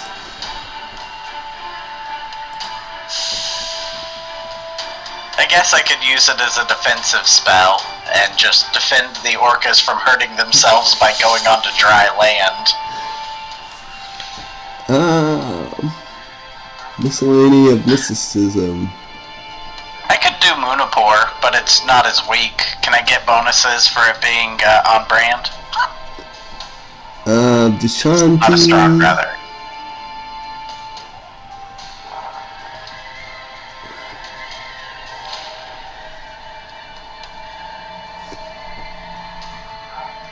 Alright, Vishanti, mixture of spells from Automata Hongoth, and yeah.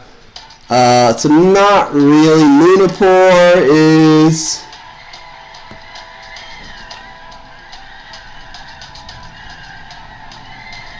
stuff that affects magic, some mental stuff.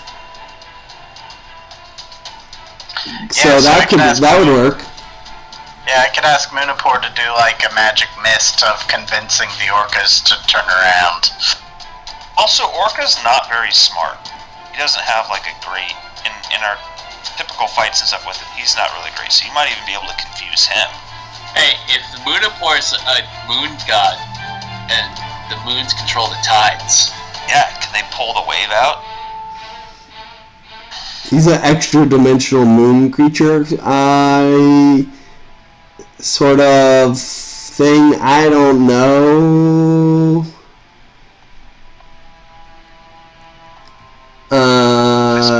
If that would really affect tides. He's usually like a magic entreaty or a meta magic sort of entreaty. Like he affects the way magic works, or it's really an it. Would be a entreaty for affecting mental things, like especially confusion.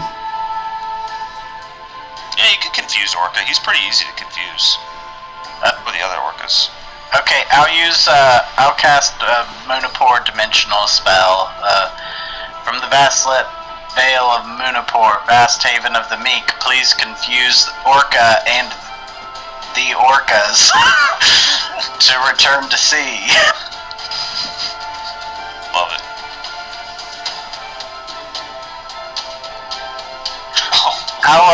I'll burn some karma.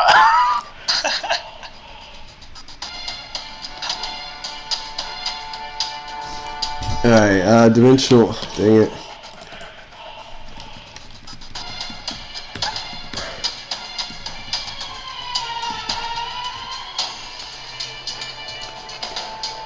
It gets so weird when you start doing custom entreaty spells. I mean, it's just a confusion mist to convince them to go away. Your mind controlling them, sort of. Like, oh, what are we doing here? I guess I don't. Yeah, this is basically what are we doing here?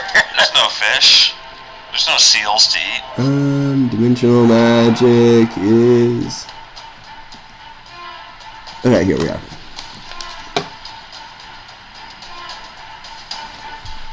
Okay, I need you to roll.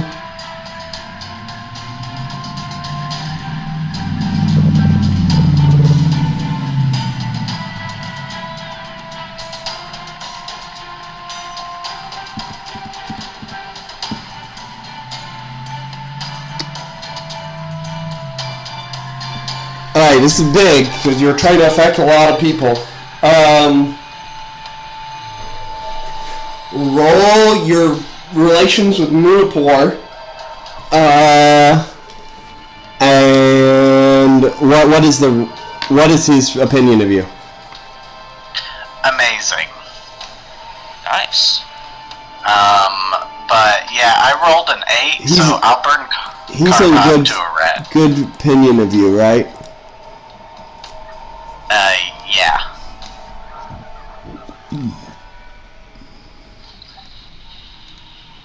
I assume I met him while I was in Atlantis, because he's one of the originals, yeah. Yep.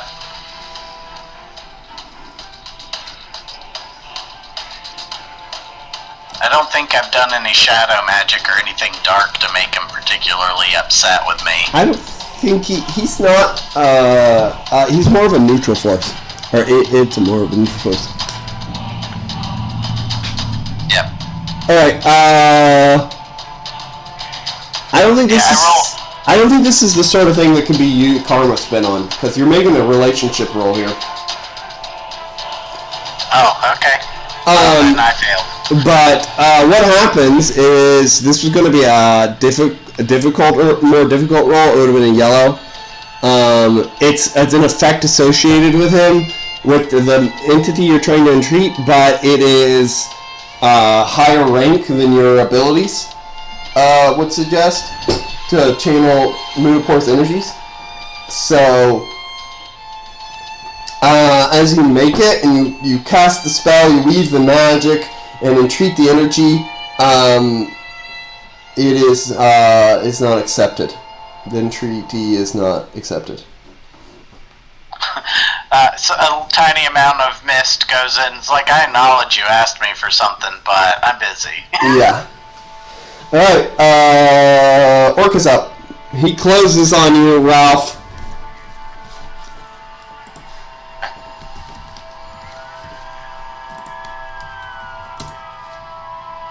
There we go, we're back. No 2 attacks, and he jumps up and brings his fist down but misses poorly. Roll dodge. Guess it doesn't matter, since you can't critical him. It's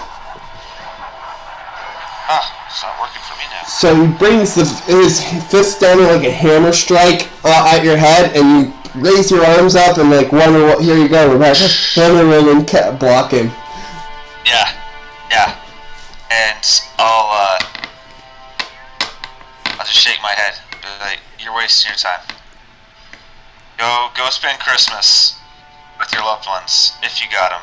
I don't know. What is Christmas? What do you speak of? Oh, I'm glad you asked. Valkyrie, you're up. Oh no, Kate, you're up. Just relaying from the building. Well, it looks like my standard issue pea shooter isn't going to cut it. Permission to start navigating the city's power grid? We'll forward the request to City Hall and get back to you soon. Stingray is arriving. He is currently relaying information that he is trapped outside of some sort of dome. Yes, right. The dome keeping the city from flooding. Yeah. Well, this is a regular classic one. Guess I'll stick this by the book. He is he's passing along information that he is getting the whales to go home. Roger that. That'll do it. Alright, one attack. I think. Okay. What's your agility? My agility is remarkable. You can roll for 2. I did. I did okay. not get it though. On an 89? Oh, 39, okay. Yeah, 39 and then an 89. Who are you shooting? Orca. Okay. Keeping it by the book. You got him again. Yep. We're dead. I see that shot, kind of hit him in the back. Does that hurt? Do you feel that? He goes, what? As he scratches. Something's itchy back here. Yeah. Alright. Valkyrie.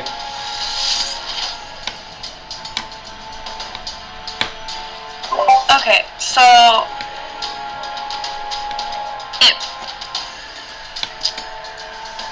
it wouldn't be very useful for me to spear big orca guy.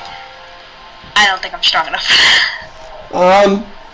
So should I go after more orcas? You have a spear, so you could stab him. I mean, he's definitely capable of beating you up, but teamwork makes the dream work, as they say. Yeah, I was able to hurt him. Yeah. Okay, I'll try spearing him. You've made enemies of the orca population, though, so better watch out when you go swimming at the beach. So you may want to cut your losses. Now, are all the whales off, oh yeah, you weren't there, your daybreak was up there, okay. Just want to make sure that there wasn't going to be a whale that attacked our shield generator. There are 2 whales up there. One is eating Delilah, and the other one has bitten Daybreak's arm. I think I'm getting angry. Valkyrie? I think I'll take my chances with orca guy. Okay, you're going for Orca. This 9-foot-tall giant blue man, which is wearing, somehow has teeth growing from his shoulders, has his massive back to you, and he has repeatedly overpowered the strongest superhero of Ireland. Go get him! Repeatedly overpowered? I don't think he only beat me the one time, because I got ganged up on. He hasn't physically beat you, but he has overpowered you. He's stronger than you. Yes, he's much stronger than me. He's not much stronger. I mean 90. Difference of 20 tons, that's a lot. That's more than 20 tons, so I guess it's a lot. Anyways, make your attack, roll for 2 attacks. Okay. 55 on... looking for the sheet. 55 on spectacular. Yellow. Yeah. It's a yellow. You get 2. He can lift 400 more tons than you. Oh, jeez, 400. Oh 400 more. Oh, wow. Alright. So you rush up behind him, get 2 attacks, and you stab with the spear. Make your 2 rolls. Okay. He turns as you close. He hears the wing beats of Dia. I don't know why I rolled on a physical dice, but it was a decent So I got roll. a green and a yellow. You got a yellow and a white. So as the first one comes in, he sees your spear coming, he reaches up and he swings way out into the side with a hook that smashes into the point of your spear, recoiling it backwards, which you then like spin around behind your back, pass it to the other arm, and then spin that one in and jab him in the side. It pierces through his skin, and as you pull out, like dark blue blood pours from the wound.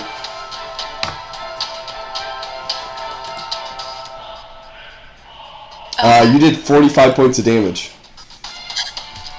Nice.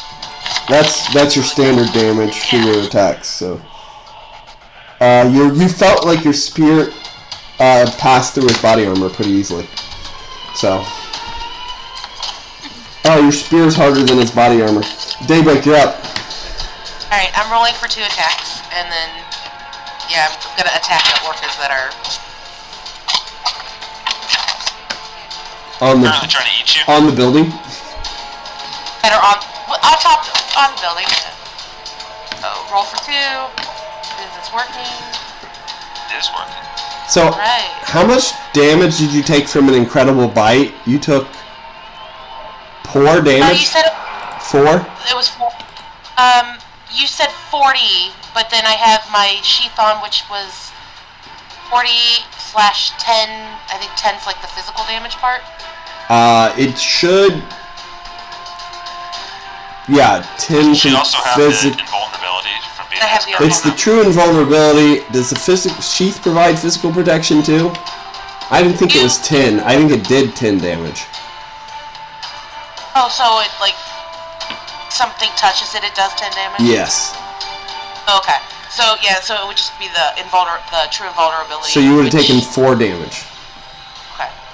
So basically, tis but a scratch. Yeah. No to two attacks. I am going to try to get Delilah out of the other orca's mouth. Okay. Friends for life, Delilah. I'm trying to save my friend. Yeah, I can't really see that happening. What's your strength? My strength is remarkable. Okay, you rush over there, grab Delilah's legs, and try to step onto the. No. I don't want to grab her legs because that would kind of shred her. Yeah. No. You grab hold of her legs, and then you step onto its jaws with your teeth, and you try to pull it apart so you can pull her out by your legs. And then, but what happens is the orca overpowers you, and then you fall backwards, and the orca has hold of your leg now too. Yeah. Okay. I'm not worried about an orca. Come on. Yeah, as it gnaws on your leg, you feel nothing. Alright. So yeah. Delilah, there's one leg that looks to be purple, covered in purple spandex, next to you now. Delilah, you're up. What happened to us, Delilah?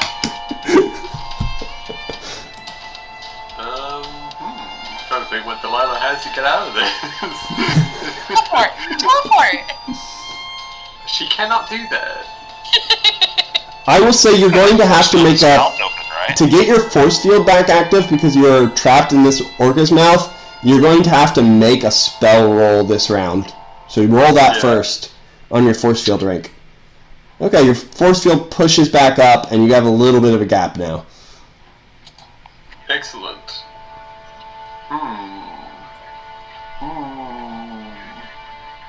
I keep looking at some spells and being like, oh wait, no.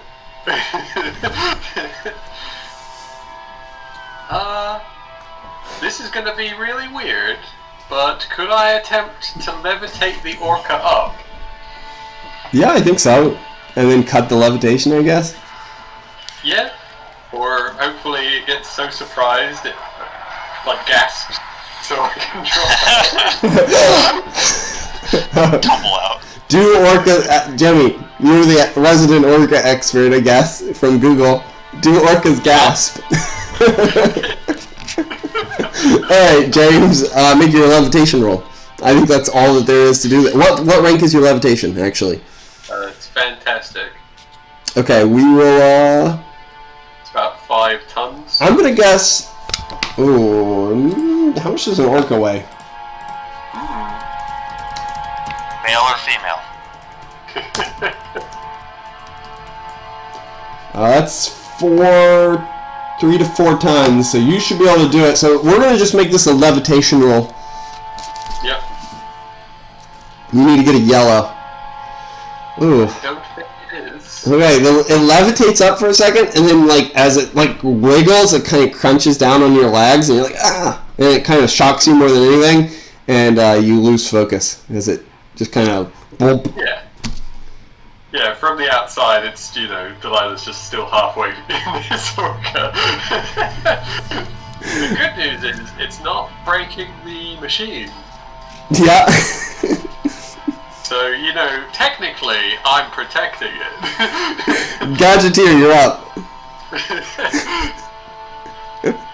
Try to change the frequency of the stun disc to the whale sounds.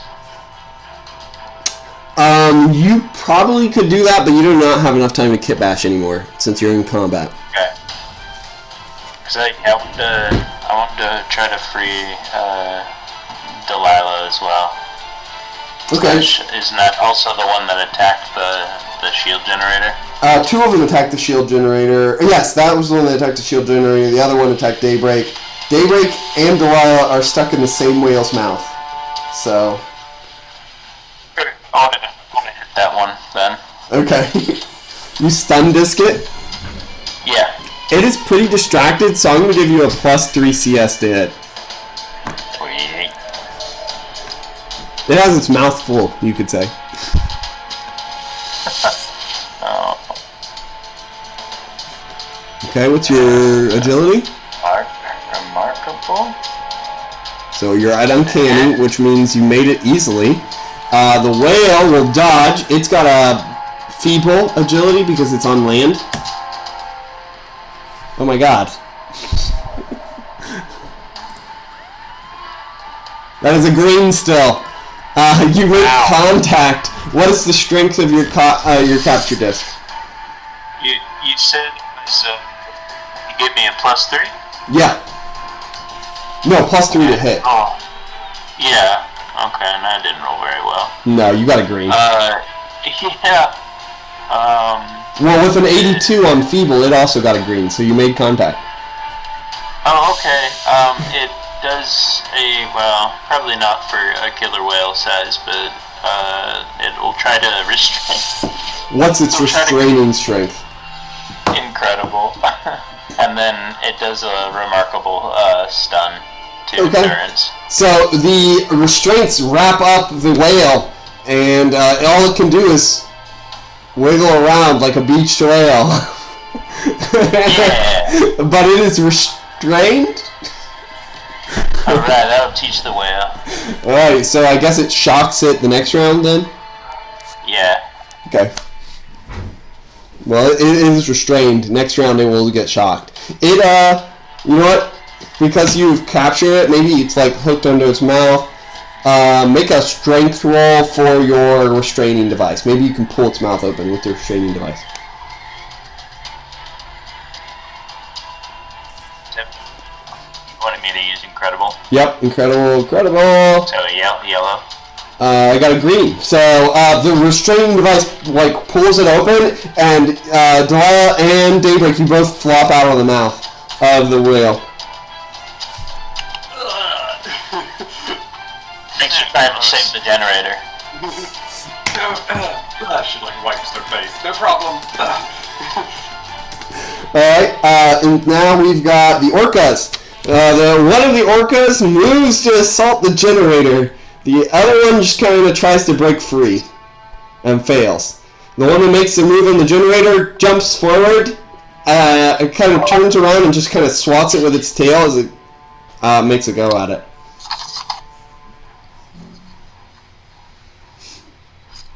I guess nobody could probably block it at this point. Delilah and Gadgeteer, do you want to take a break? Do you want to try to block it?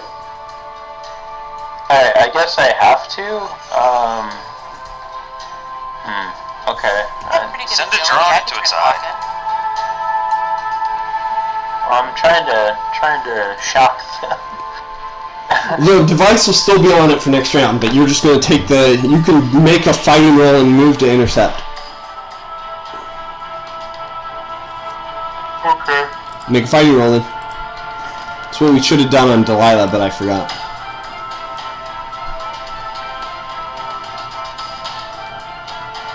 No. Oh. That's You are not fast enough as the thing strikes the machine. You're going to roll a D100 on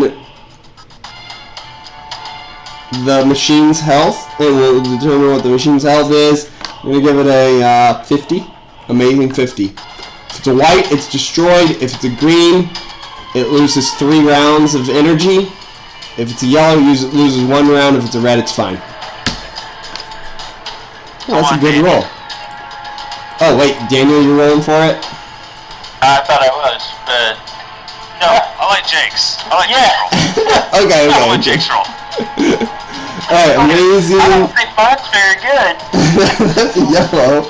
So yours would have still been a green, I think. So that loses 1 turn of energy as it's now smoking more.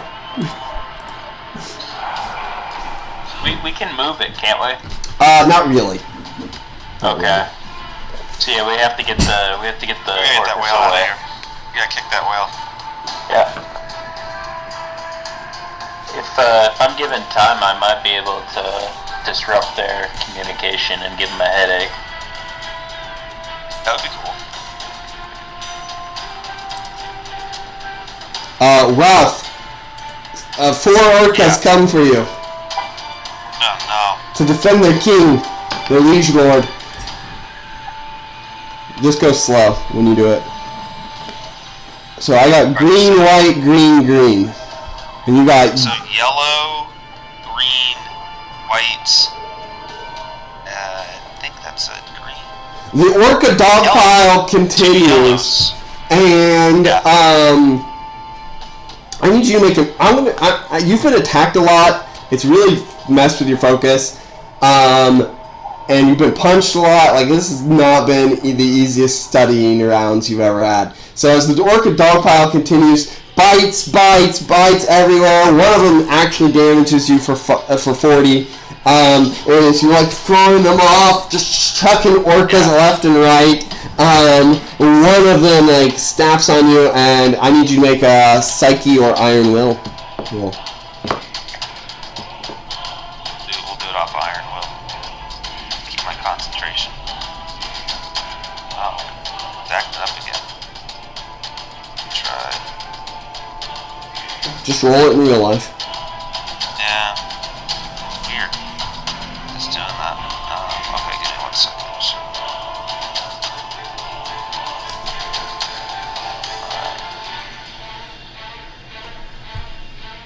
79. Okay, you hold on and your focus continues. Yeah. Valkyrie, a whale comes at you from behind and makes a bite at Dia. Roll to protect her. To unhorse you. 92. A 92 What? on spectacular. Yeah. As the whale comes in, you turn around the butt of the spear and just boom, smack the whale in the face. It flies backwards and turns around and swims away like a wounded dog. Autopsy up. Okay, so second rounds, I beat off the whales. I'll kind of just I'm gonna turn and look at Orca and give him the 30-yard stare, and then I blur, and I step away from a shadow version of myself and I charge it. And so the shadow golem Ralph is gonna start beating up whales as and I've got full rank marks in that, so I don't have to roll for it. Shadow goes up to fight whales, and I'm gonna charge into Orca. And just eat him as hard as I can. So I think my first attack is used to generate the golem, and then I'm gonna hit Orca. Okay. Do I have enough room to have charged? I don't. He's right up in front of me, right? No. Okay. Make your attack roll. Oh, 4 for... That's a white. I'll spend some karma though to bump that up to a green. I need to spend 25 karma to make that a green. 30 then. Oh, 30, that's right, because it goes up by ranks, right? Yeah. We So do, 30. yeah, 10. We just do intervals of 10. Alright. Okay. Second attack, as you go in and you swing overhand, like an overhand punch right at him, and he raises up and he catches your fist and throws it to the side. And I've always been stronger than you. And today I'll prove it. Even with all of your friends ganging up on me. Yeah, I'll nod to Val Share and be like, yeah, keep stabbing him. You got the right idea. Alright. Harpoon us a whale. Second attack? Oh wait, your first attack was to make the guy. I think I used that to create, to create Shadow Ralph. Shadow Ralph rushes over and he punches a bunch of whales, but then they just dogpile him and he's gone. He's pretty strong. He's got like 200 health. He does not have 200 health. He's got 45 in all of his primaries. I'm pretty sure we talked about his health being your rank. Yeah. Well, no, it was. There's no way you're making a guy that has 200, a second character that has 200 and some health. There's just no way. So, what you said. We can look it up, and if you find it, you can tell me, and we'll look at it. Okay. Aaron, you're up. Okay. On that topic, I think my house servant has like 160 hit points. Yeah, but your house servant lives in your house. That's true.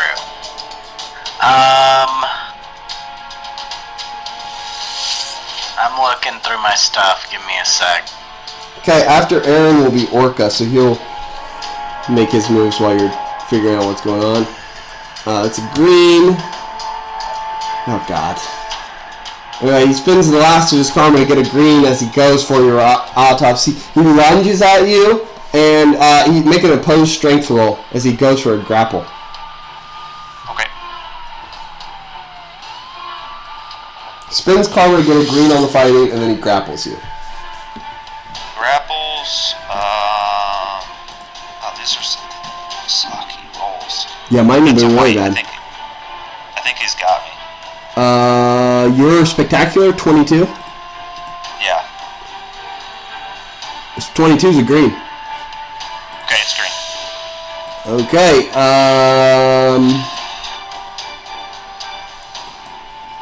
he gets you in kind of a partial hold. You're unable to move away from him, but you're not really entangled very well. Yeah. And I forgot, I actually have an extra CS to resist holds. Because it's a grapple. Well, you were green either way, so. It's a green either way. Aaron? Was there... Alright. I'm going to attempt to entreat the Vishanti to make a giant shield. Around... It's actually, I want it to be like curved, like a half pipe, to make the wave go back on itself.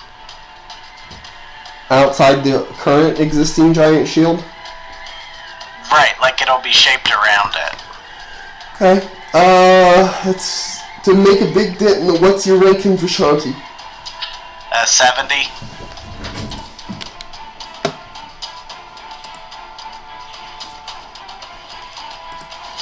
Alright. Maybe somebody will talk with me today. Yeah, roll it then. This is going to be hard to make a big dent. This will be a very high roll if you want to risk it. This will be what? This will be a very difficult roll, so you'll need a red to get it to be enough. Okay, it's a yellow. Alright, so you create a large shield but it deflects a decent amount of the wave. You notice as you're looking out there that there's a red man swimming around on the outside, and he is, and there are not any whales out there anymore. Okay. We will reduce the rank by 1 rank for what the damage it will be when the tsunami crashes. That's better than nothing.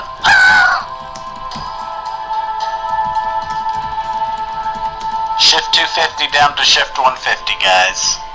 Shift 150 down to shift 125. Oh, okay. I wasn't sure what city destruction was. I thought it was 250 for some reason. 250 would be a little bigger, I would say, but it could be a small city. Valkyrie, you're up. Oh no, Kate, you're up. Kate, there's a call from S.H.I.E.L.D. Helicarrier inbound. We're on our way. Still ETA 2 minutes. Heads up. We've got we put in a request. I forwarded your request for the Avengers to the EDI, and they are teleporting onto the scene momentarily. That's good. Additional intelligence. Looks like the bogey's fully occupied with the one autopsy at the moment, but the tidal wave's going to be a real problem. Let me know if you have any reverse gravity or something that could set this back to right. In the meantime, taking pot shots. Okay, negative on the reverse gravity. See what you can do. We don't want over 1 million dead. That'll come out of your pay.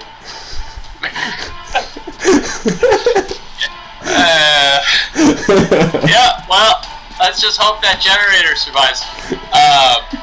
In that case, it seems like I really need to defend the shield generator, so I'm going to shoot an Orca. Okay. Just kind of standing there.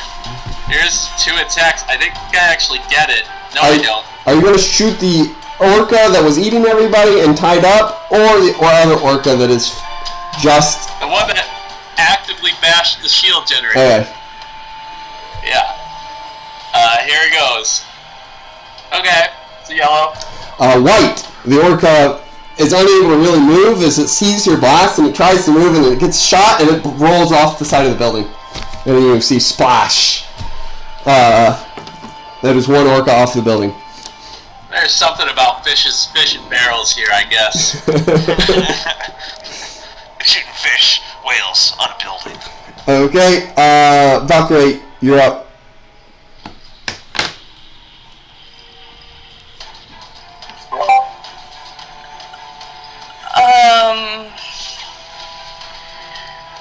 Keep stabbing Orca?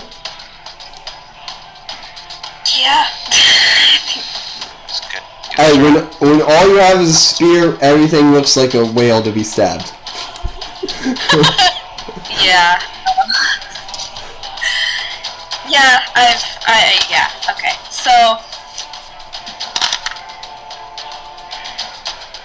60 spectacular. Okay, that's 2 attacks. Where's my paper? Okay. And then 40 unspectacular green. Okay, that's 57. So your first one stabs in, he tries to dodge to the side, but the spear just rips through him, dealing 45, 25, 20, okay, 22 points of damage. Okay, I don't know who you are, fisherman, spear fisherman, but you won't get me. What's your second roll? White. Oh, dang it. Didn't work. 65. So, that is a green. And as you go to stab him again, he catches the spear and then pushes you back. It looks like Valkyrie has done a good amount of damage to him. He went from 200 to 130 since she started. Yeah, that's really solid. Alright, Probably should have just been hitting him this whole time. Daybreak, you're I up. get through his armor. I want to shoot the orca, not the mammal. Roll intuition.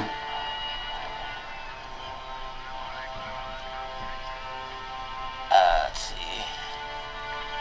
75 on a remarkable.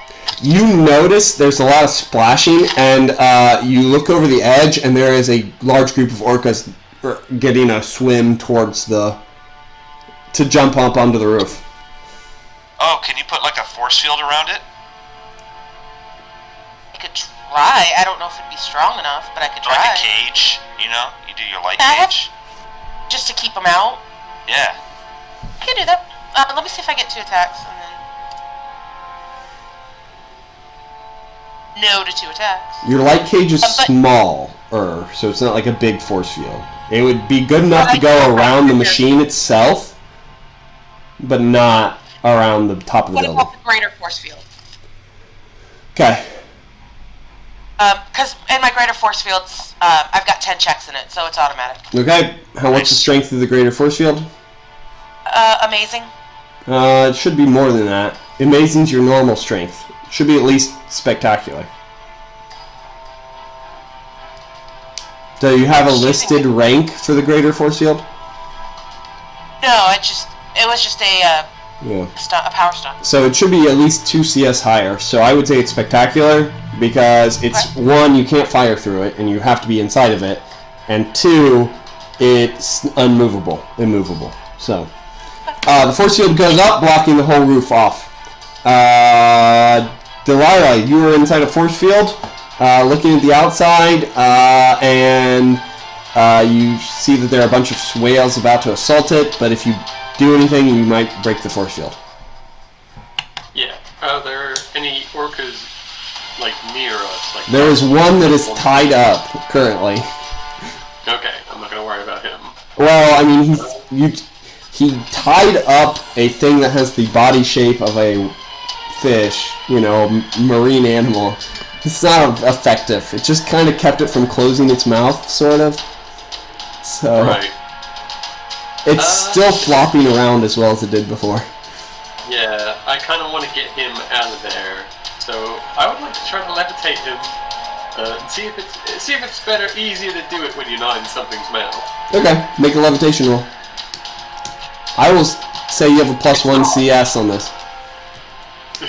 It's not easier, it turns out. What's your levitation rate? It's fantastic. Okay, yeah, that's a white. So as you cast the magic, you hear the wave crashing at it, and the force field generator is got a little fires coming out of it, and Gadgeteer's patting it out with a fire blanket, and you're you're feeling real nervous as the spell fizzles. Gadgeteer, you're up.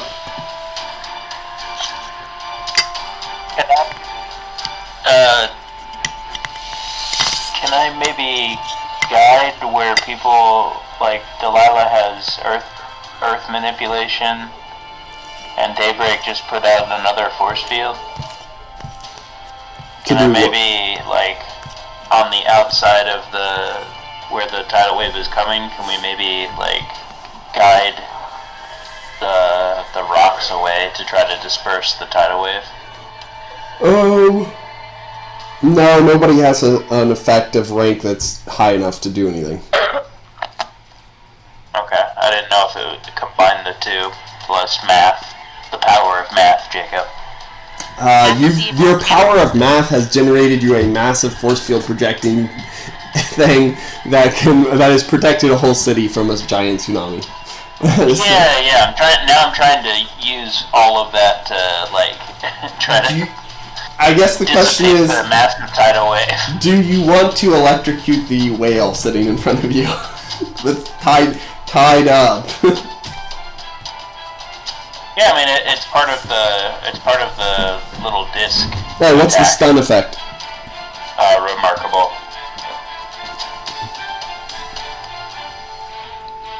And it goes towards endurance. Yeah, Oh my god. it gets electrocuted and it looks over at you and it looks angry now. Huh. That's a demon whale. Yeah, you didn't know whales could look angry, but now you know what that looks like, and it is uncomfortable. Yeah, I'm worried. Alright, the whale goes. It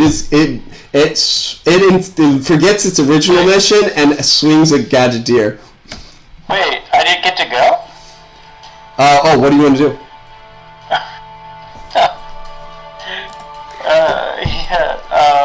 You're trapped inside a force field, so I didn't think there was a lot to do.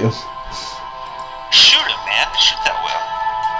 Yeah, I guess I'll That's shoot him again. Although I really want to try to knock him out, but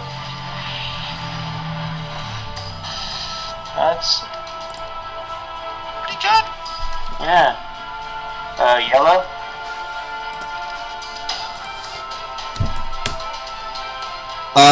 It tries to flop out of the way, but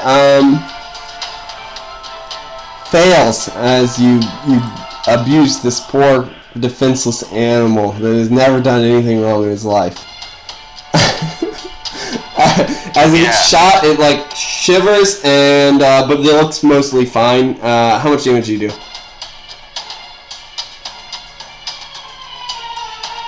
The same disc thing again with the remarkable stun. Oh, okay. So you're just having it shoot at. It's immediately electrifying this time. Yeah. Okay, so it hits it, electrifies, and then it looks more angry. Hey man, focus all that anger on you. I'm gonna back up with my. Okay, it backs up and then swings at you. It uses all of its years of hatred that it's built up towards humans now. This is like Shamu at SeaWorld. Dodge. Nope. It hits you. I'm gonna up the damage by 1 rank for its righteous anger. To 45 points of damage as its tail swats into you. That knocked me off the sky cycle?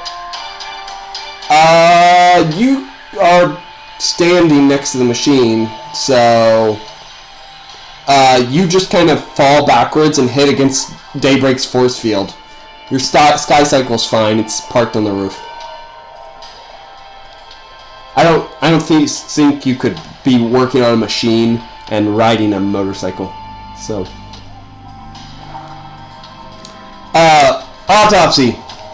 The whalish onslaught continues. It's looking pretty bad this time. Yeah. Well, there is something wrong with this dice roller. I think I'm just like really used to fighting whales now. It's really if streaky. If I was a ranger in D&D, this would be my favorite enemy. Yeah. Alright, so the 4 of them attack you. It's an onslaught of whales. Whales everywhere. Yeah. As far as the eye can see. Crit. Okay, you take it, you throw it past, and a number of whales go down. You rush forward. You take down. You're really swinging at them, but you're also missing a lot. Somehow you're. There's a lot of whales. There's a lot of whales. Yeah. Valkyrie. Those are all whites. 2 whales assault you. 1 jumps up and you dodge underneath of it. Where the Dia flies up and you leap it down and like hit it back in, jumping off of its back. You land back on your horse. And then the other one jumps up and grabs you off your horse. Roll to dodge. 51, which would be... It catches you in the jaws and pulls you into the water. Yeah. You take 40 points of slashing damage, which pierces through your body armor. So you take all of that. You take 40. Oh. So you're 120 now. And you're underwater. Oh no. It lets you go as it goes underwater, and then you look around and you're in the water and you can see like 4 or 5 whales under the water all around you. Uh-oh. Okay, autopsy, you're up. Okay. Jake, how does, if I want to blind Orca using my shadow powers, is that just, what is that resisted by? Agility? He would probably make a...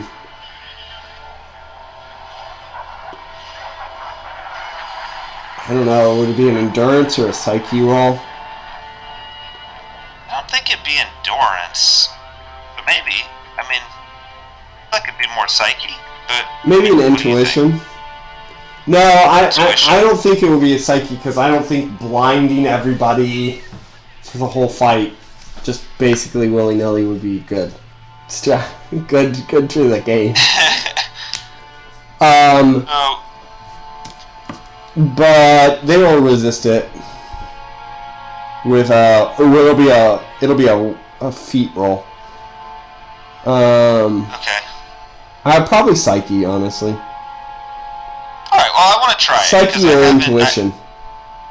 Okay, I haven't used it a lot. Don't you think you should, punch him, since... Yeah. You have, you've been 3 rounds into the fight and haven't punched him? I've tried. Alright, yeah, we're just gonna punch him. Alright. Oh, that's a green. It's a green. But he has no armor now. Right. And I think that's still a green. If you want, hey, if you want to blind him, you can. I just thought it was a little weird of a choice to spend 2 rounds studying him to not punch him. Yeah, I agree. So I'd like to just wail on him. Alright, so you close the ground, and he gets a green versus your green, and then a green versus your green. And so as he tries to, punch, you guys are both punching at the same time, your fists smack into each other over and over and over. And then, but slowly, you are wearing him down as you do 70 points of damage to him. Yeah. Halved every time, so... Yeah, 70 total. Yeah. Okay. He's not looking so good. His hands are, beat up. He's like, Aaron, what are you going to do? I'm going to say to him, you can stand down now. Help us put this right. Are there... Jail. Aaron, you get a telepathic message that from the wizard known as Mago. And he says, we're teleporting in right now. We can take care of the wave. Okay. Cool. I'm gonna go in and slam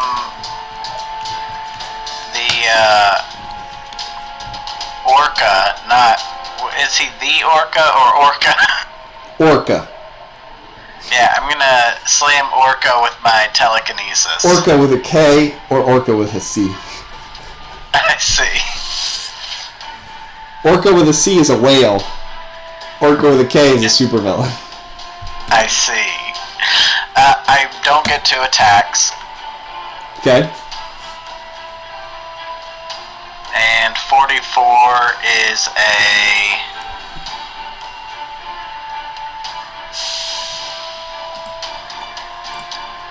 green. 66 is a green. So your blast comes in, he turns around and he raises up his arm and kind of does that shoulder side check and then he dives, he gets pushed down to the water and plants his feet as he pushes against it, having the damage. And he seems to quickly swim back to the surface unscathed by the assault. Aaron, hit him with the crystals. I thought his armor was down. No. It is for me. Yeah, only for autopsy. Not for you. Only for autopsy. Okay. It's basically like it's me observing the chinks in his armor and hitting those places. Okay, Orca Right. makes 2 attacks.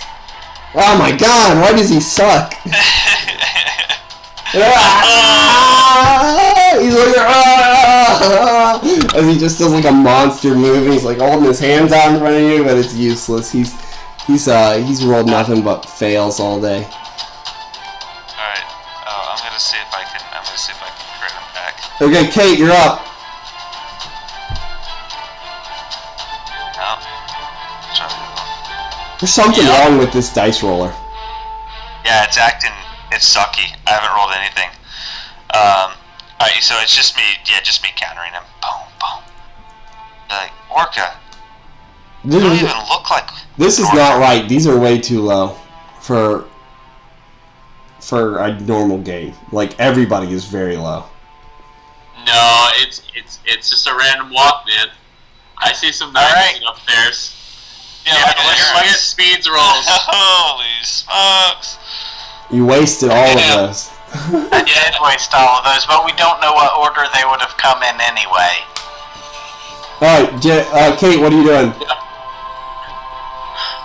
Fire and pot shots. Alright. I think that there's nothing more. Relief's on the way. The wave's either going to get a handle or it's not, right? So it's just like, this is it, yeah? Yep, and you're outside of a force field. Oh, shoot. Also, at the end of last round, the Orcas jumped and assaulted Daybreak's force field and repeatedly pounded against it, but they could not break through. They just bounced off. Yep. So, Kate, Alright. you're outside of Daybreak's force field. Yep. And I am rolling for 2 attacks. Pot I shot. get it this time. Pot shot autopsy. Alright. Right in the eye. These two have Orca's name on them. Okay, nice. Yeah, they're both, it's a yellow and then a green. He continues to ignore any long-ranged attacks as you go boom, boom, and deal 10 points of damage. Yep. Okay.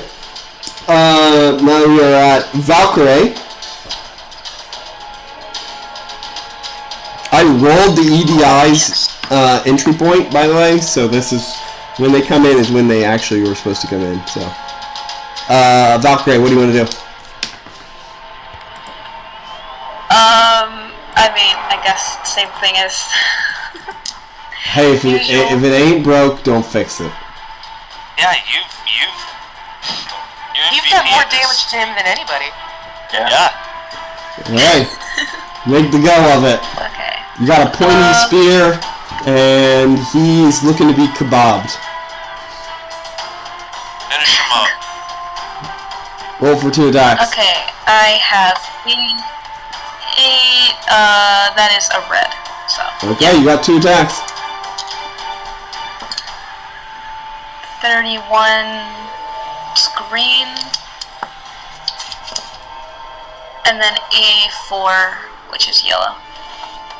Nice. 84. So many chokes on these rolls. 72. I'm rolling real dice now, so that is a yellow. Not the dice roller. It didn't work. And a 60, which is a green. So what did you get? A yellow and a what? A yellow and a Green green. and then yellow. No, yellow and a green is what she got. So that is, yeah, he got a yellow and a green too. So as you stab in, he tries to push the spear to the side, but you then rake it back and you cut over his shoulder, dealing 20 points of damage. Okay, 22. Alright. And then you stab again, but he jumps out of the way and you manage to pierce into his leg. And he's standing there badly injured, barely standing at this point. As he looks at you all, he's like, "Ugh! No! I can't lose again!" And at that point, those of you that are standing on the up in the building, you notice a flash of light, and the EDI pour out, and a bunch of robots scour through the sky, and then a big magical spell starts to be cast as a ceremony, which you remember suddenly, Delilah and Aaron. It's a thing you could do to raise your magical ability ranks. What? Since when? Since forever. Oh. And between the two of them, they look like they're getting the wave under control quickly. Daybreak. Orca. Give it up. I was planning Christmas parties. I was distracted. Daybreak just wants to shoot somebody. She feels left Are you out. going to drop the force field? Yeah. What? Are you going to drop the force field? No, I'm gonna roll for 2 attacks, and if I get the 2, the first thing, no matter what, I'm gonna keep the force field up, but if I get the second attack, then I'm gonna shoot. Okay. There's still an angry whale in here. Yeah, I can't do both, though. Her plan is to drop the force field, take a shot, then recreate the force field. Oh, yeah, I got you. Okay. Hang on. Which I don't think is I don't think that's doable. I think dropping it in this situation to do that has some bad long-term mechanical No, it doesn't matter, implications. because I only have the one attack anyway, so I'm just gonna keep the force field up. Okay. So what are you gonna do with your 1 attack then? Said Hit there the was whale that's in there with you. Yeah, well, we can do that. Save Gadgeteer from the whalish vengeance that he has wreaked upon himself. Yeah. Alright, make your attack roll. Are you blasting him? Yeah. So 63 on Nice. amazing. 91 on feeble. That is a yellow. So 63 on amazing is a yellow. So you blast the whale and it rolls over as it gets blasted by your mighty abilities, and it lays there, kind of, the tongue droops out. Yeah, X is in the And I eyes. was wrong anyway. That was a spectacular, but that's okay. Okay. It's wrapped up in 2 of the discs, isn't it? But it's just it's a fish. You wrapped up a fish. It's not a fish, Jake. It's not a fish. Come on. I know, I'm just saying its body shape is like a long cylinder that's wiggly everywhere. It'd be like tying up a snake. Yeah, because it can flop, right? Like, Yeah. That's how it's... Alright, so, but it is tied up in 2 discs, yes. So you could electrocute it more. Yeah. Delilah. Come on, Dan. That's not really the wrong idea. Delilah, what are you gonna do? Electrocution, it's lasers, but... Delilah. Jane? Is the angry orca still in with us? It's passed out. Okay. And I'm in the shield. Yep. We're stuck behind it, I'm sorry. No worries. You could always... Better than being in an orca's mouth. You could always assault stuff telepathically if you wish. Yeah, that was what I was thinking to do. Orca also super sucks, I think, mentally, so you could probably mind blast him unconscious. How far away is he? What's your teleport? Blocks, I think Jake said. He's like 4 blocks. It's 3 blocks. Remarkable. So yeah, you can reach him easily. You can reach about anywhere in the city. Yeah. I'll shunt a fort over there. Okay, Try to like psyche knock him roll. out.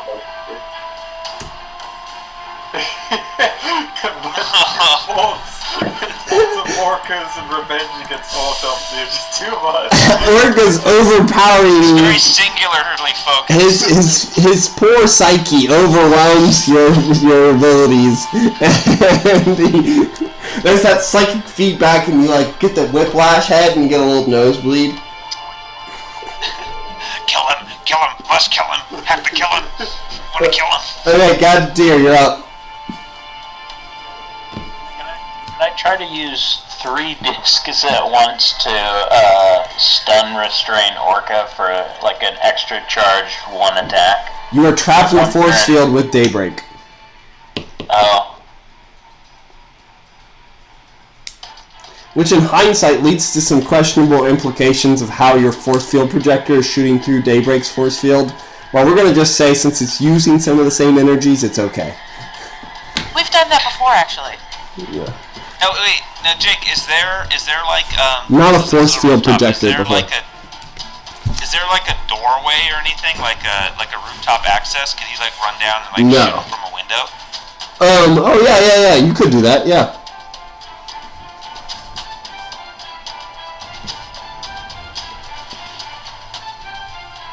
Yeah, I'll...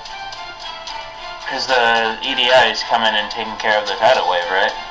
They're gonna be a little bit. They're getting everything set up, but... No, I'll I'll stick with the shield generator then. Okay. It would have been hilarious if your momentarily absence had wasted enough of their time to cause the tidal wave to collapse before they were ready and everyone died. Very funny. Yeah. Alright. Sense of humor. Gadgeteers then. Orcas don't do much. They come for autopsy and Valkyrie. Oh, look at that. Never mind, you're right, wow. Jimmy, I guess. Is that for me or is that for her? That is for you, Jordan. Oh.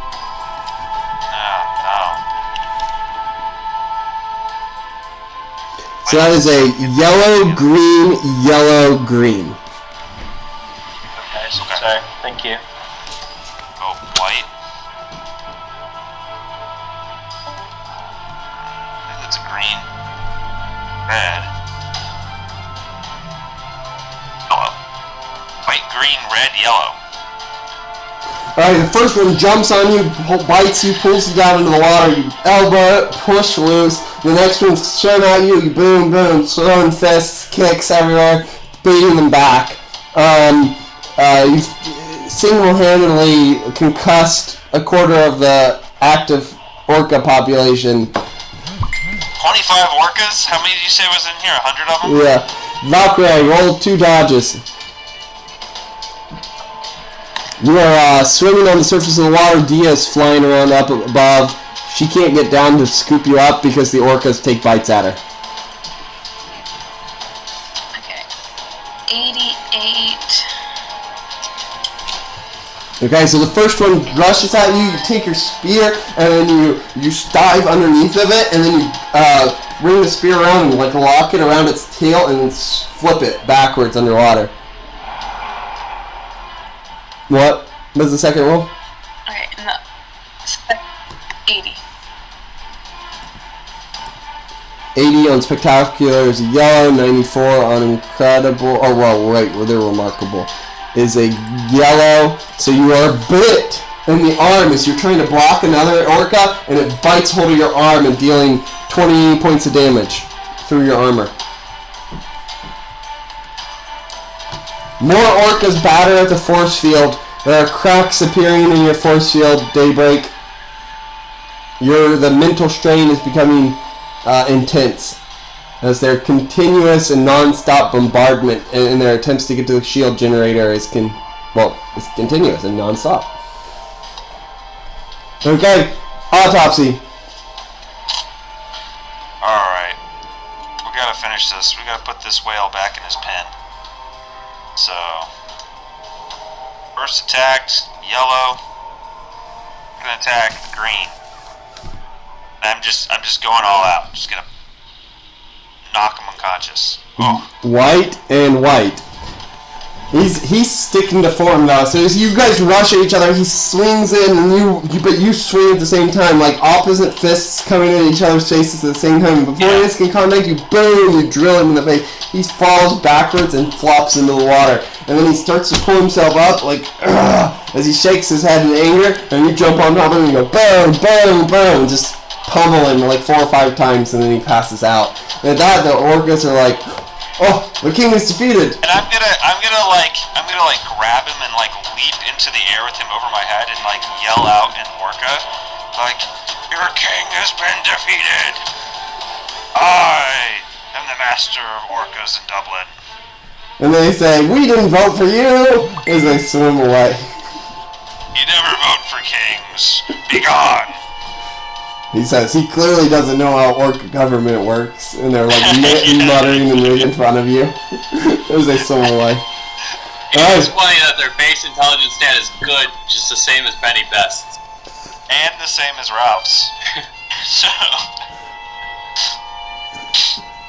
that actually seems really high. Is it really good? Considering, like, yeah, their intelligence is good. No, it's not. It's poor. Their intuition is good. They are as smart as Orca, though. So they poor okay. at that they swim back to the barrier and they realize, "Oh, we're trapped. But since Orca has been defeated and no one can damage the shield generator, a few moments pass, and you all manage to get the wave under control, stopping it and saving Dublin from destruction. Even though Dublin's like flooded out. Yeah, Dublin's pretty flooded. The shield held carrier appears on scene to arrest Orca. Stingray swims in, and he swims up to and flies through the air and lands next to Kate Neville and says, "Thank you for calling me in. It's a pleasure to meet you, Agent Neville." Hey, absolutely. You missed quite the ringside. He's like, "Yeah, I've never seen so many orcas in one place. I was a mess trying to wrangle them all." Yeah. Well, it's greatly appreciated. And, hey, sorry about the shield generator, but I think it played out for the best. Yeah, I mean, I think we got the whales taken care of, so hopefully they'll go back to where they belong, and everything will... Yeah. It won't have damaged too many undersea ecosystems. Hey, one bit of, the report. Did those whales ever tell you, why they, came to Dublin? We're still trying to source the motive on this thing. I can't speak to whales. I don't know what you're talking about. Just study them. I'm a scientist that gets paid for by the U.S. government.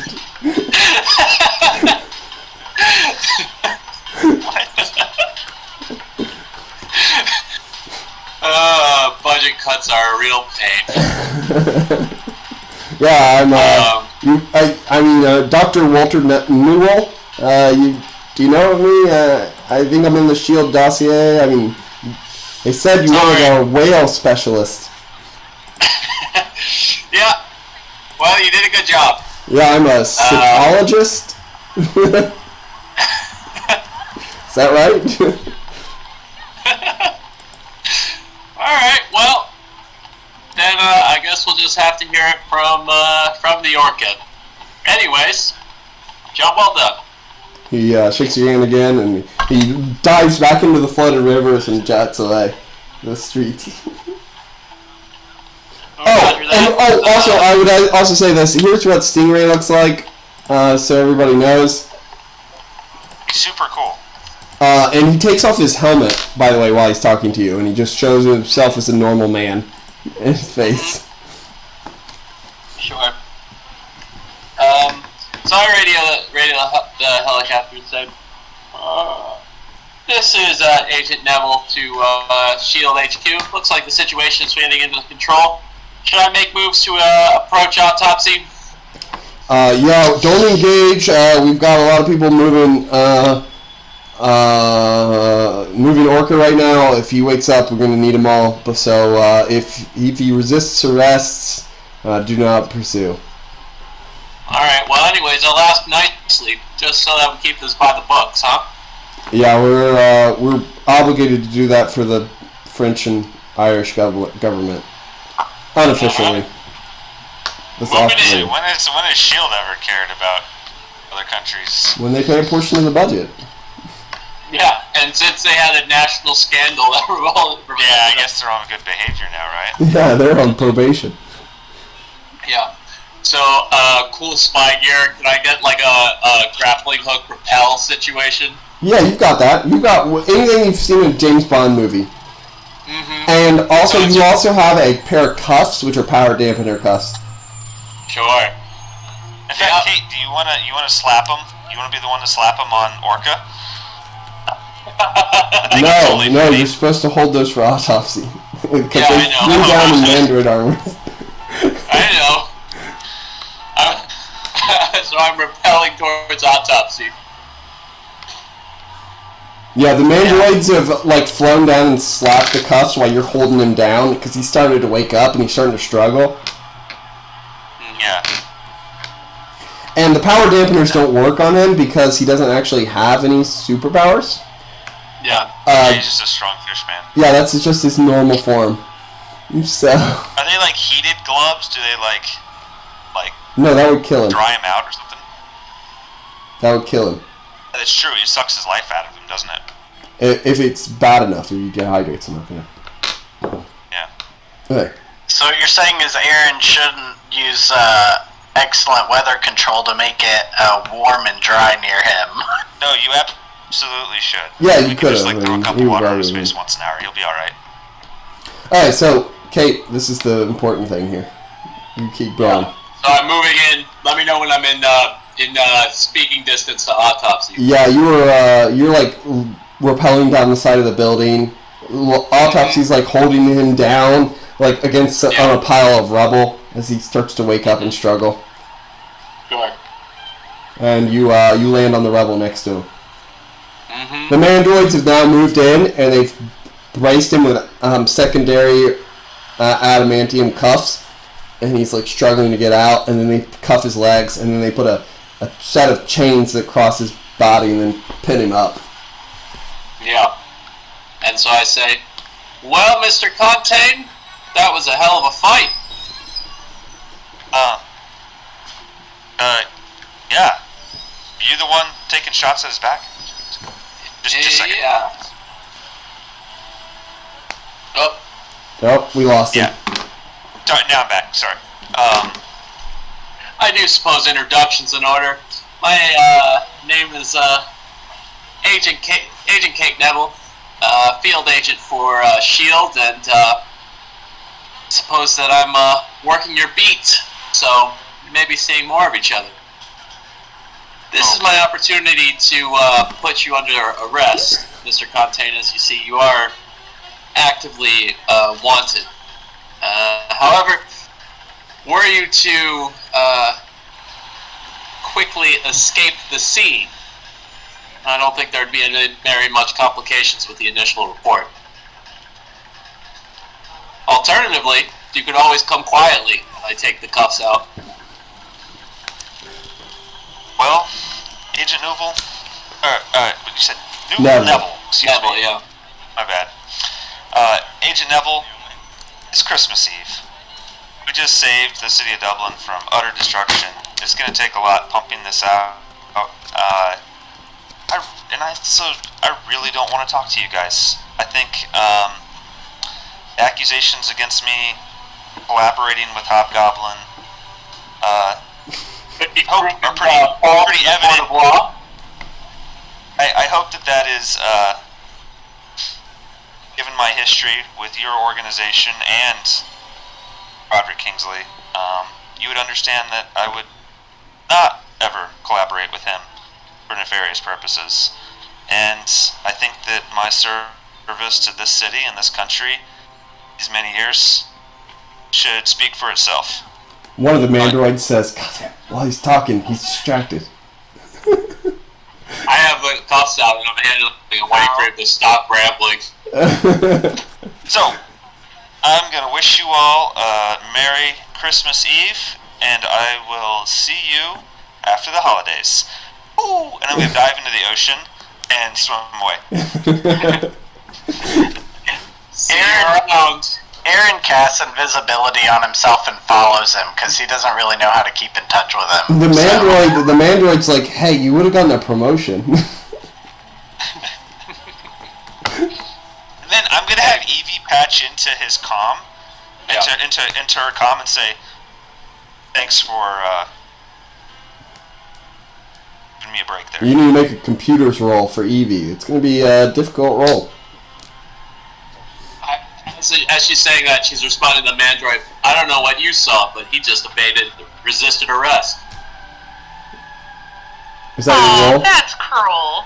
Yeah, I don't get it, Jake. Yeah, so no, nothing goes through. It's not easy to hack SHIELD computers. Yeah. I figured they're pretty tough. Mm-hmm. Okay, so, Besides, yeah, he is evaded arrest. Or he's resisted arrest, so. yeah. But maybe we'll delay on feeding that up the chain, eh? Mm-hmm. He's got a number of those I wanted for, or two, so. Okay, so, at that, you guys take your leave, and to go your separate ways. And Delilah and Gadgeteer is repurposing the machine to create a giant like suction machine that will spit the water out and clean the city quickly. Delilah, you could help with the cleanup if you want. I think Ralph's gonna try and like save people if he needs to. Like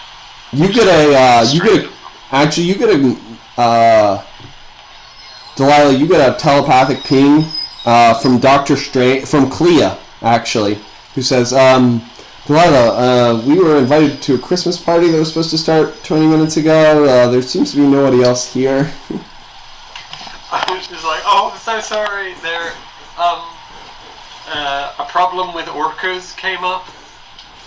Uh-huh. Yeah. Merry Christmas. Okay, and you as you look around, you cannot find Aaron. He is invisible. So. Yeah.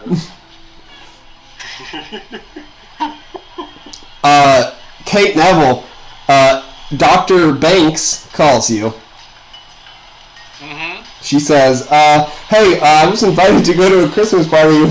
You know, we've been talking a lot. Would you like to come? She has a lot of trust in you from that natural 100 earlier. Thanks, but I'm afraid I'm on the job. Crime doesn't sleep. Are you sure you don't want to go to the Christmas party that everybody else is about to attend? If I do, then I have to arrest the autopsy and a bunch of the people there. So, what are the other people wanted for? I'll tell her, say that I'll take a rain check for next week. Okay. And with that, I think if we're not going to, do you think we're not gonna make it to the Sorcerer Supreme stuff? I think we will. Still, I think we're just going to, Cool. yeah. I mean, it's going to be a big skip, so. Cool. So yeah, you guys go back to the castle. Gadgeteer sets up the machine and it starts to suction everybody else. Actually, Aaron, you're following autopsy, I guess. So why were you doing that? Just so I can get a way to contact him, because I don't think we know how to, right? You guys all have like a team communicator thing, which he has contact through Evie. Oh, okay, then never mind. Okay. So yeah. I do go invisible, that way I don't have to talk to people, though. Okay, so you're Delilah, Valkyrie, Daybreak, you guys are standing on the roof. Autopsy and Aaron have disappeared. What do you want to do? How do you want to get back? I'm just gonna teleport back. So, Jimmy, this is the big question. If Rebecca flubs this roll, then we will probably not be getting to the Sorcerer Supreme today. No. Listen, I've already gated to the headquarters. I've gated there many times. Oh, okay. You're good then. Like a roll. So a few minutes later, a portal appears, and everybody steps through. Aaron teleports a little later, and you arrive at said Christmas party. What did Delilah set up? Anything? Yeah. She set up. So it's all decorated. So it's got lots of hangings everywhere. And probably like 2 or 3 Christmas trees instead of just the one. Mm-hmm. Yeah, and when you show up, you're like expecting all these decorations and stuff, and it's still there. But now there's in the front yard is a massive, like 30-foot tall Christmas tree that you don't remember, and there are reindeers, live reindeers, standing out in the yard, and there's snow. Just like tons of snow covering everything, like 3 feet deep of snow. And there's a sleigh with bells on it and carolers. I imagine someone goes up to Delilah going like, "Wow, you really went the extra distance, didn't you?" Yeah. She's like, yeah. And as you are going inside, you see Miss Amazing. She's like, has her hands up, and she's like, okay, now I want a giant talking snowman. And she reality alters a world where a talking snowman lived inside the mansion.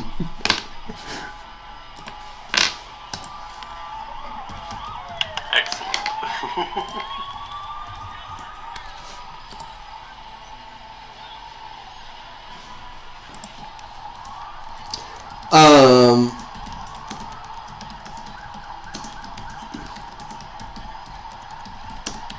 Alright, and then as you get inside, there's a knock, and then everybody starts to filter in.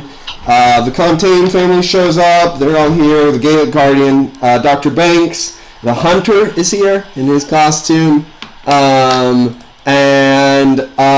Clea, Doctor Strange, and Wong are here. Ira is here, looking around for Christmas presents. And Miss Amazing is there, and then the rest of you are all here. Yeah. So, there's a festive sort of spirit going around. If there's anybody you want to talk to or anything you want to do, this would be the time to cover it. Aaron pulls Delilah over to the side at some point, and he's like, so Merry Christmas. I wanted to tell you that you need to get a job. What? I was like, well, normally wizards, after they start getting to a certain rank, they can't just study anymore. I'm an archaeologist. Dr. Strange is a medical doctor. Well, now he works at the monastery, but, you should consider what you want to do career-wise so that you can finance your own living. This has completely taken Delilah aback. The idea of having a job has never occurred to her.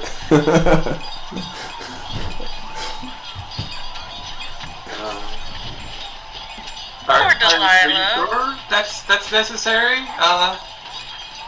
I think it'll really help you get to the next level.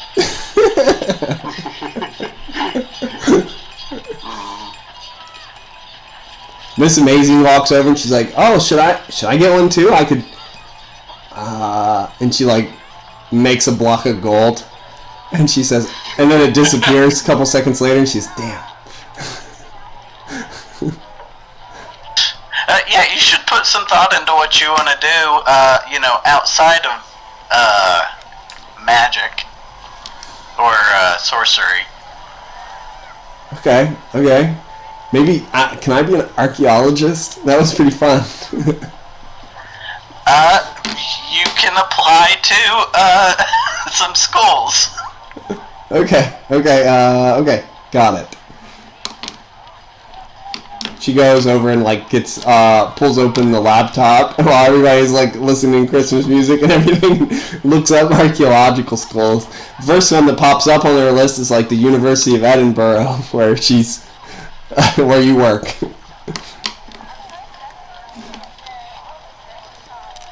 Well, I suppose I could get her a discount to attend, probably. Maybe not, since she's not a relative. She's also currently basically in college, which is like part of the college training is to go for. She wanted to be a superhero, so she's like getting a sort of a degree because she occasionally goes back to and is like doing online, I guess, classes from the Orka-nami. So. Credits will transfer. Yeah, the credits will transfer. Alright, so Ira comes over and like grabs Delilah's by the hand and says, "Hey, what's you look like somebody, stole your piece of pie or something." Are you sad? A little bit, yeah. But it's okay. It's Christmas now, and the important thing is we're together and not doing jobs. She says, "Yeah, no jobs."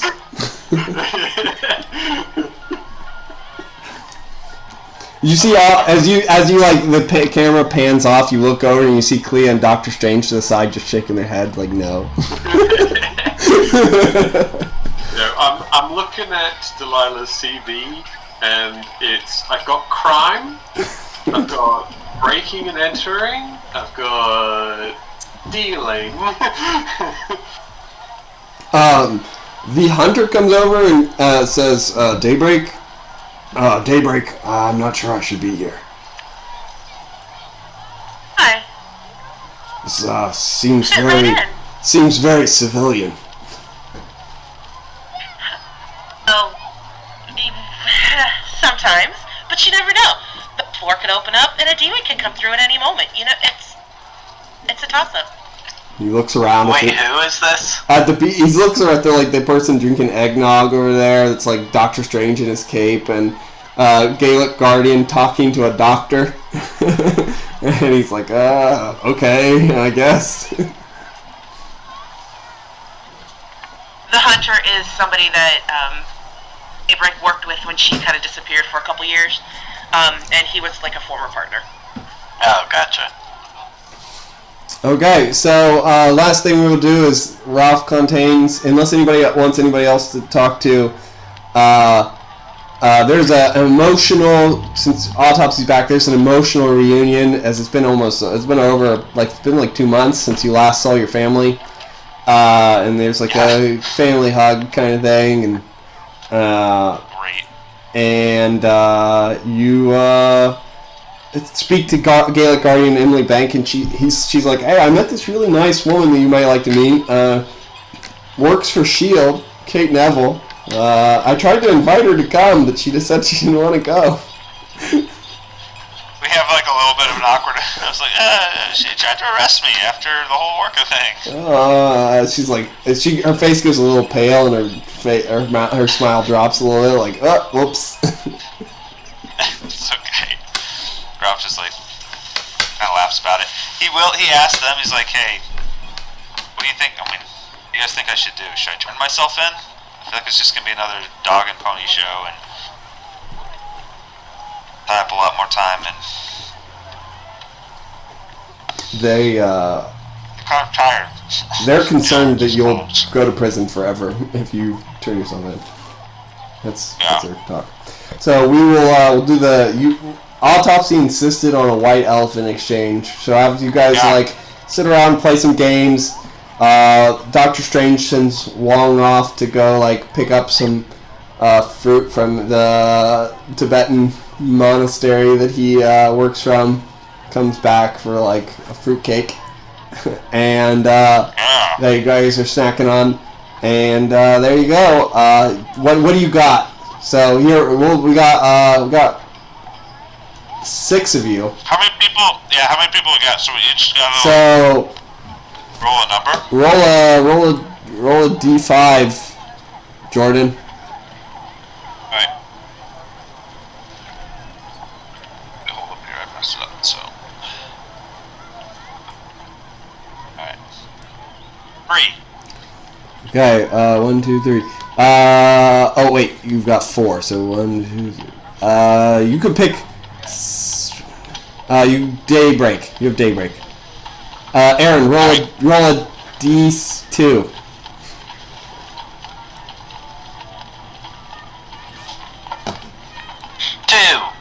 Okay, you have Valkyrie. James, Delilah, you have Gadgeteer. Who left, but I'll cover him. Yeah. Okay, so what'd you... Well, judging that she doesn't really have money herself, she's probably bought him the nicest calculator she could find. Okay. It's a funny moment because Gadgeteer also gifts like a sophisticated calculator. So, it's like we'll just say it's exchange between the two of them. Yeah. He's like, I think everybody needs a good calculator. Look, and like this one's programmable, and you can even run pretty long algorithms on it. It's more like a mini computer, really, like a hand computer. Oh, cool. Can it, like, do a job? It can do the job of math. Solving math problems that you give it.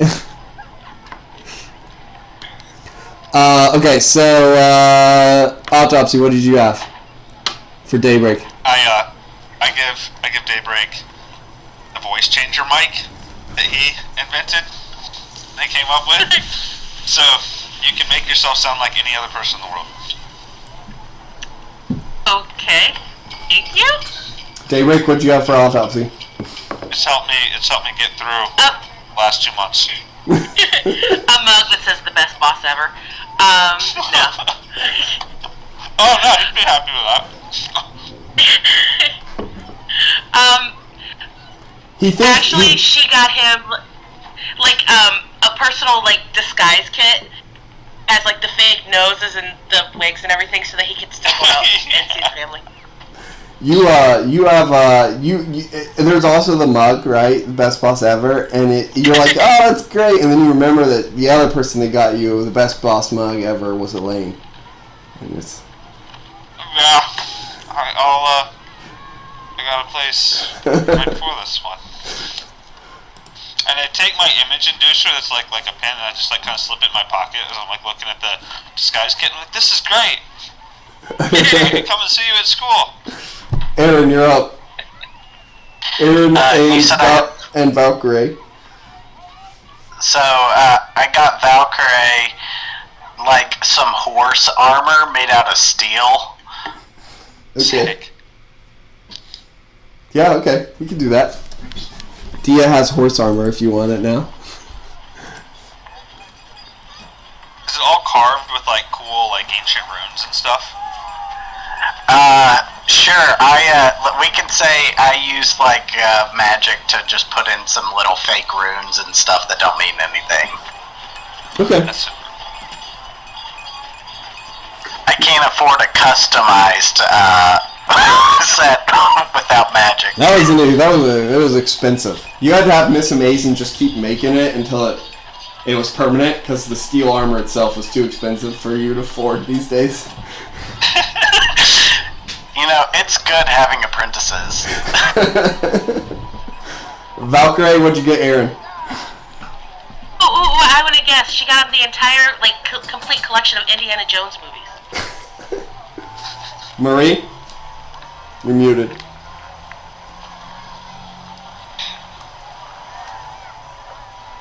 Well, I guess you got the complete collection of Indiana Jones movies. Oh dear.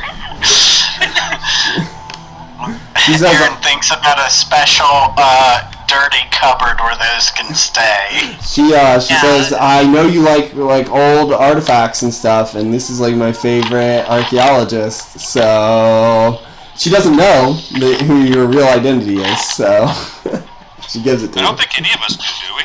I think you do. I do. I'm pretty My sure you do. apprentices know. Yeah.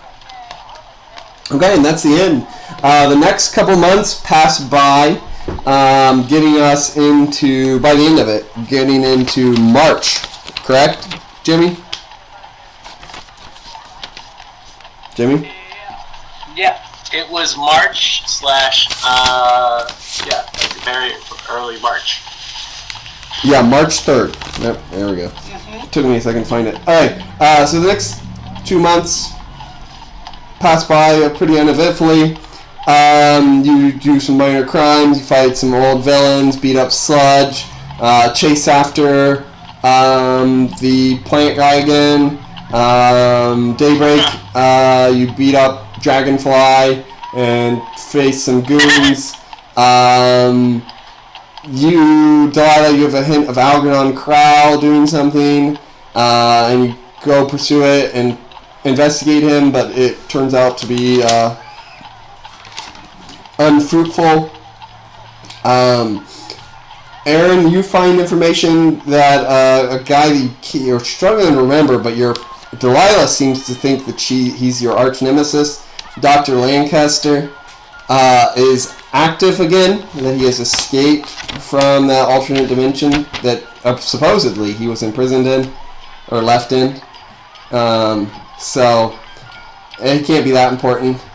Valkyrie, you mostly just engage in big-time super heroics, it seems, skipping the day-to-day nonsense. You... Norse god stuff. Only looks for the real challenge. Yeah. And you and Dia are having a good time at the ranch farm. Kate Neville, you are full-time on the autopsy case now, hunting him down. The Irish government has made a direct request now to get him from S.H.I.E.L.D., and they're not in a position where they can refuse. So, nor would they, really, because since he's legitimately a wanted criminal. So, despite any reservations you may have, you have now the resources, you think, potentially, to getting a whole unit of mandroids at your beck and call, hidden in Dublin, to come after him at any time. And it's been a hell of a time making it seem like the investigation has been, like, really aggressive while not making any progress. Yeah. You've chased after him, like, when he beat up Sludge. You chased after him and got onto the scene, like, within a minute or two after he escaped. So. Yeah. Damn. I mean, in my dossiers, I highlight how fast he is. Yeah. And how his power of shadows just make him totally evasive. Mm-hmm. As S.H.I.E.L.D.'s catch rate of villains is up by following Autopsy's tracks. Yeah. So that's how the next couple months go, and then Aaron, you get a call. Question real quick. Oh, yep. Wizard spells, I forget how long does it take to learn a whole new spell? I don't remember. James, you remember? Sorry, what was that? How long does it take to learn a spell? Depends on your rank. We set it for like 3 months. 3 months? So a master would be like 6 weeks? No, like 10 weeks maybe? Yeah. 2.5 months? So I could have taught my apprentices a new spell and gotten one myself? Yeah. Or no? Teaching doesn't use up any of your time. Your personal time. Okay, gotcha. Unlike the real world. Well, real quick, any thoughts on a new spell that you want that I've got? Teleport, because you keep leaving me places. He's really learned how to teleport. Miss Amazing says, yeah, I want to learn that one too, because you also leave me in places. It's usually pretty dangerous. Yeah, very, very dangerous places. I just look at him and I shrug my shoulders and say, I never said being my apprentice was safe. In fact, I'm pretty sure I said the opposite. So, in February, there's some... none of you are particularly keeping up with the Cork Academy or anything, but there's... Hey, I am. What are you talking about? No, you're hidden in a bunker, and you only come out to stop crimes. Major crimes. I still keep up with Cork, don't I? They're not... They cannot associate... You have an email from the staff saying, sorry, if you still have access to this email address, we can no longer contact you. Our legal counsel advises us to cease contact. Yes, they are a sponsored government team. Like, they get millions of dollars a year to run a superhero school for the government. Yeah, fair. They are a part of the system.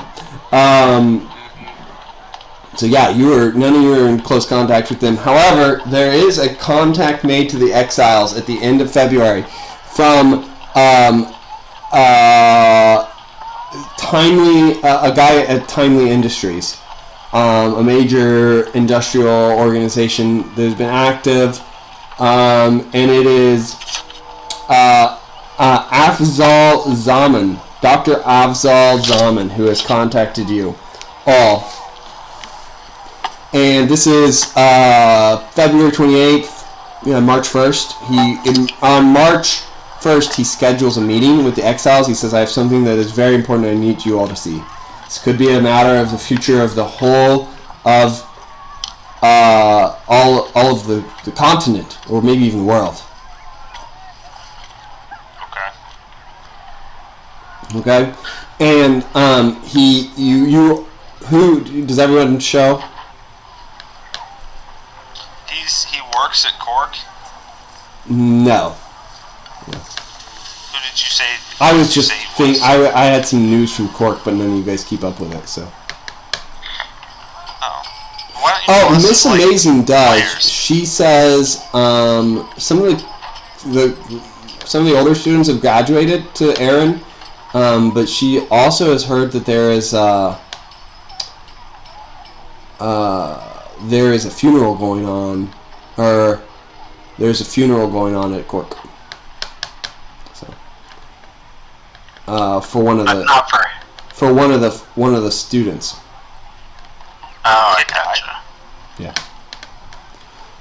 Yeah. She doesn't really say much. She says didn't know him well. They didn't do much. Also, I'm not there anymore, so. Alright. That whole thing. Well, yeah. Futin wouldn't mention that to Ralph. You can't really contact Futin. What do you mean? We'd have like our super genius video conference. You really gotta stay on the down low, right? Like, you got a burner phone. That's true. You can make a 5-minute. You can make a. You has to give him plausible deniability. Yeah, you make a 5-minute call. You tell him you've given him a burner phone that has to stay on for 5 minutes between 1900 and 1920. Or 20 minutes between 1900 and 1920, and then he'll have to pull the battery out, and you pick up a burner phone once a month to make the call. Yeah, I know that S.H.I.E.L.D. has put students, they've got their student moles. I mean, Futin is a genius, but you have to remember, he's not anywhere near the smartest people in the world. He's not even as good at inventing as Gadgeteer. Yeah. So S.H.I.E.L.D. probably has a Futin level character on staff. Yeah. So, it's probably Kate. It's probably Kate Neville. I don't think it is. Jimmy, let's go to the resident expert. Not super intelligent, no. Okay. Authoritative, though. So, Afzal Zaman calls you. Does everyone want to show up? Or is anybody trying to skip this? I run his name through databases. I want to know who he is and what he's known for. He's a doctor, engineer. He has worked in was a young genius, up and comer. Seems to be he's older now. He's in his 50s, but he was he was at the same university as Reed Richards and a number of other people. Like he's collaborated on papers wirelessly with Tony Stark, and went to Wakanda for tech demonstrations. You know what I mean? So. Timely Industries have anything to do with Timely Robotics? The Timely Industries bought Timely Robotics and took the name of the more famous company. After the reveal that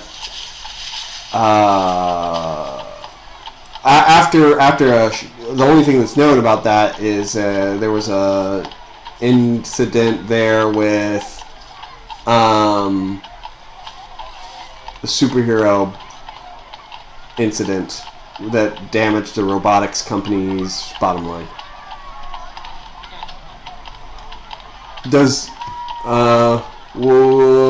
Is Timely Robotics on the wiki?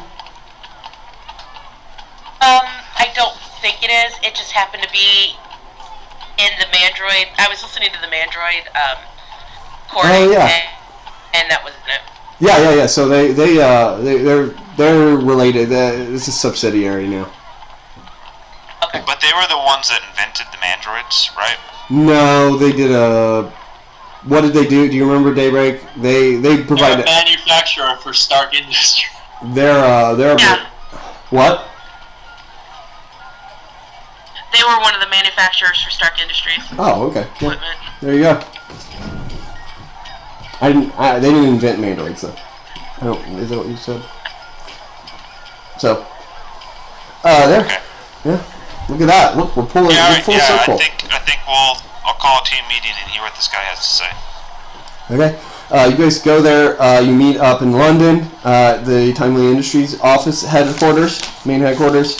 And you go in there and you are pulled into a private room, and Dr. Afzal Zaman, an Arabic man, about 5'9", introduces to you all, and he says, hello, exiles. I am Dr. Zaman. I have a terrible burden that I have come upon. I have developed this, and he dramatically pulls the sheet off of a screen with a computer computer display, and he says, "This is a time viewer. Do you remember when King the Conqueror assaulted the United Nations?" Yes. Delilah nods. She doesn't, but she just nods anyway. Yeah, actually, you're the only one that wouldn't remember this. Valkyrie might not either. But he showed us many likely futures, of which many came to pass not long after he displayed them.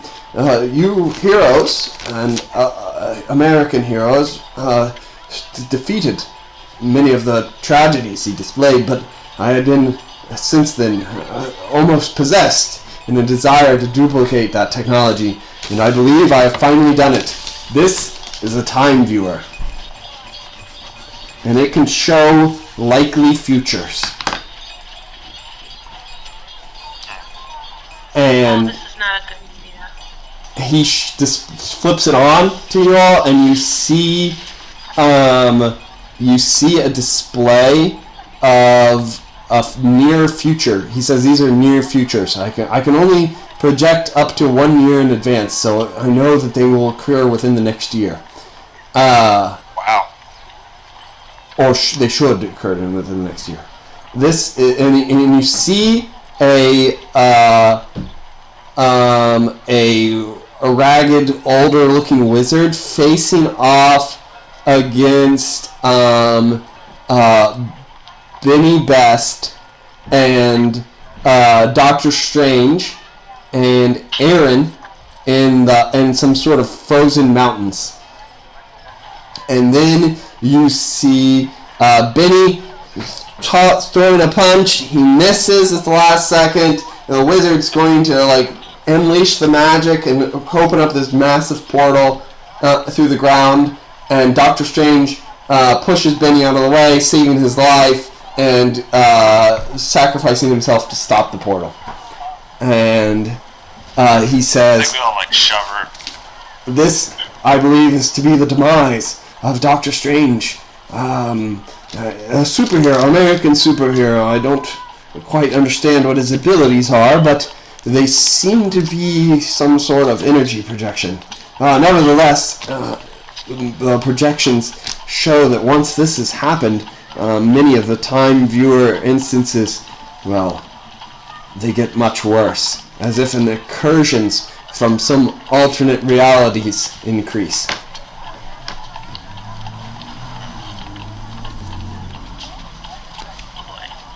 Do you have anything to say? Doctor, how accurate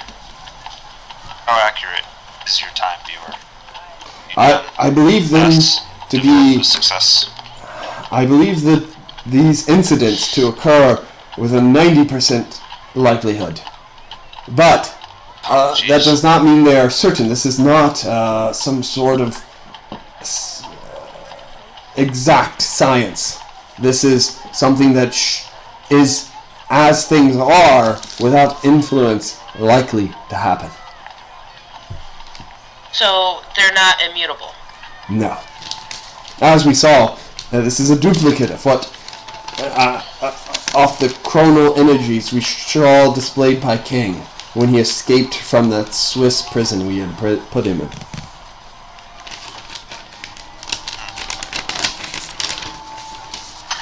If you've had this technology for so long, why are you just No, I've just completed it. This is the 6th test I've ran. All since middle of December. I needed to test it to be certain of its chances. And this is the most worrisome one, as it shows these, and he shows you a bunch of like bar graphs and stuff and numbers showing on the screen, which none of you make any sense of. Gadgeteer gasps, and he says, "The fluctuations in dimensional energies are accelerating rapidly. I think this could lead to a mass dimensional influx that could cause boundary lines between dimensions to collapse." And he says, "Yes, exactly." I'm very thankful to have Gadgeteer here. So, is this as simple a matter to correct as telling Doctor Strange to give Benny a gun? Or I mean, is this something I believe if you look at the image and he rewinds it, he's carrying a gun on his back at that moment. Oh, sure enough. Benny, you fool. And then I look at the punch again, I'm like, it's good, but I taught him better. No, you look at the punch and you're like, man, that really should have hit, but for some reason it just missed at the last second. The last possible second. It's like somebody misread the input. Kill Doctor Strange. Universal chart. Alright. Have you tested Have I tested what? Advise Doctor Strange of this. Have you tested the impact of letting someone involved to know about their supposed future? As you can see, I'm in that image as well. Yes, I've done it once with myself as a test, and well, frankly, it occurred exactly as I expected. I wasn't expecting when it would happen. I thought it would be much further out than it was. And then the next time I did it, I was prepared, but then I had sort of forgot within the month that it occurred later. I'm working on getting a more accurate timeline. I would like to be able to view the future within a month. Well, it's astounding, Doctor. I will continue to do tests. I believe I've calibrated it to world-influencing events. So, can I call upon you again if I find other distressing matters? Absolutely. It might be important to involve the EDI in this as well, pending if it's... I contacted the EDI, but they said that anything occurring in England and the UK would be outside of their scope since because of political matters. See. Being the European Union Defense Initiative. Ralph is brooding about political matters. Very well, thank you, Doctor. Gives a secure email for him to email the Tinker. They suggested you. Astelliano said contact you, Exiles.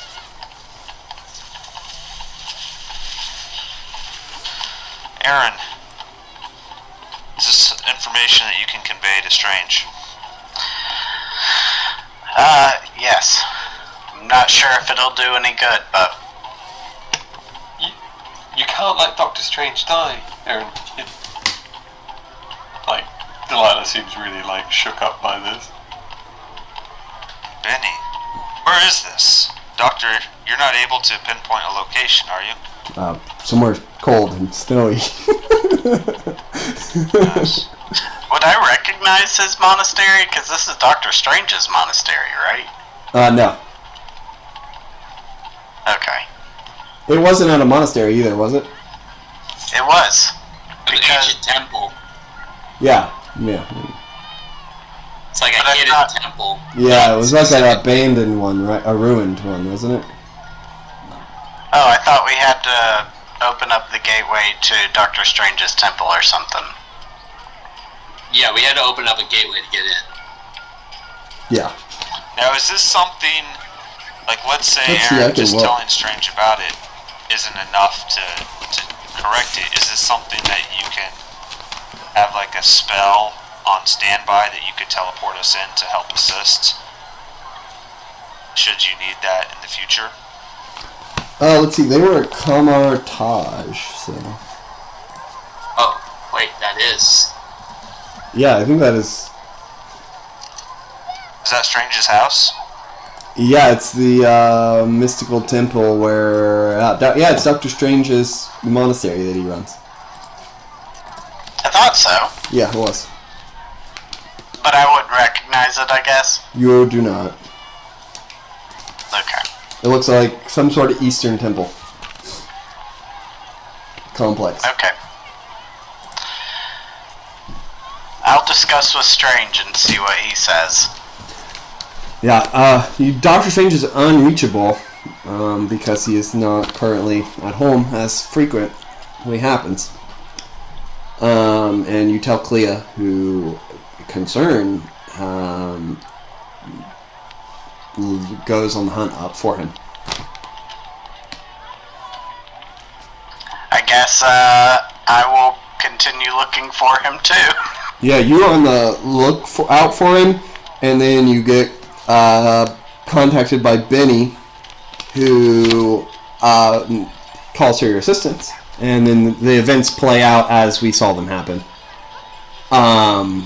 And Doctor Strange is lost into a portal, and you're contacted to be informed that that the Vishanti are looking for a new Sorcerer Supreme, the same within 24 hours of Doctor Strange's disappearance. But Benny returns back with you. Benny's back. Doctor Strange is dead. Yeah, if you're interested in seeing that episode, you can go watch the last of Benny Best's episodes. So You can Benny see how that does one come played back, out. he doesn't stay there? No. No. And Delilah, you learned another spell, correct? What was the new spell you learned? This is important. Yeah, so I learned Shield Great. Shield Great, okay. Just need to roll for How many spells do you have? So I was studying Shield Great from September. So you're done with so that. should- Yeah. Yeah, so that should have been done, so then I can move on to another one. So you should be done with another spell, too. Yeah. So roll a d100 for Shield Greater. Or Greater Shield, or Shield Great, whatever you want to call it. Yep. 49? 49, that is... We're going to say that's a fantastic. Alright. That's good. What's the second one? The second one, it's probably going to be something like, let's just try to find the thing. I was thinking armor on the account that I keep getting knocked in the face. Okay. Yeah. Okay. So that one should be done, too. Roll it. Yep. And Aaron, Armor. you finished a spell, too, so you can roll yours. Yep. I was trying to determine how do you feel about mesmerism? Sure. Roll it. D100, both of you. I got 61. 61. Okay.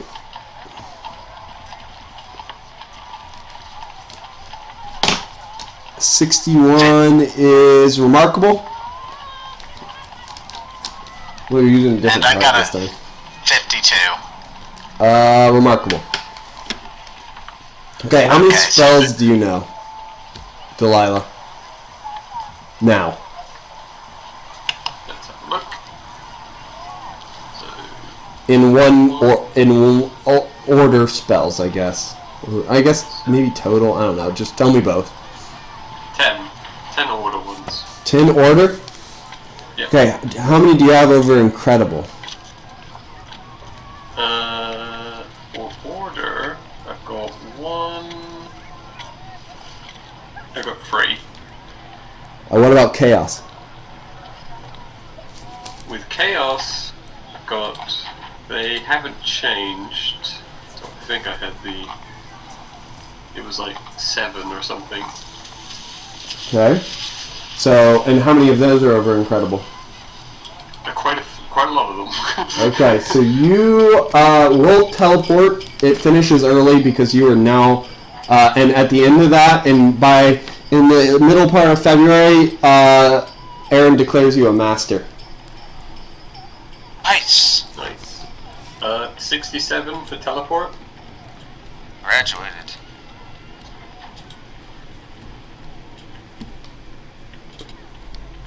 Incredible. Very nice.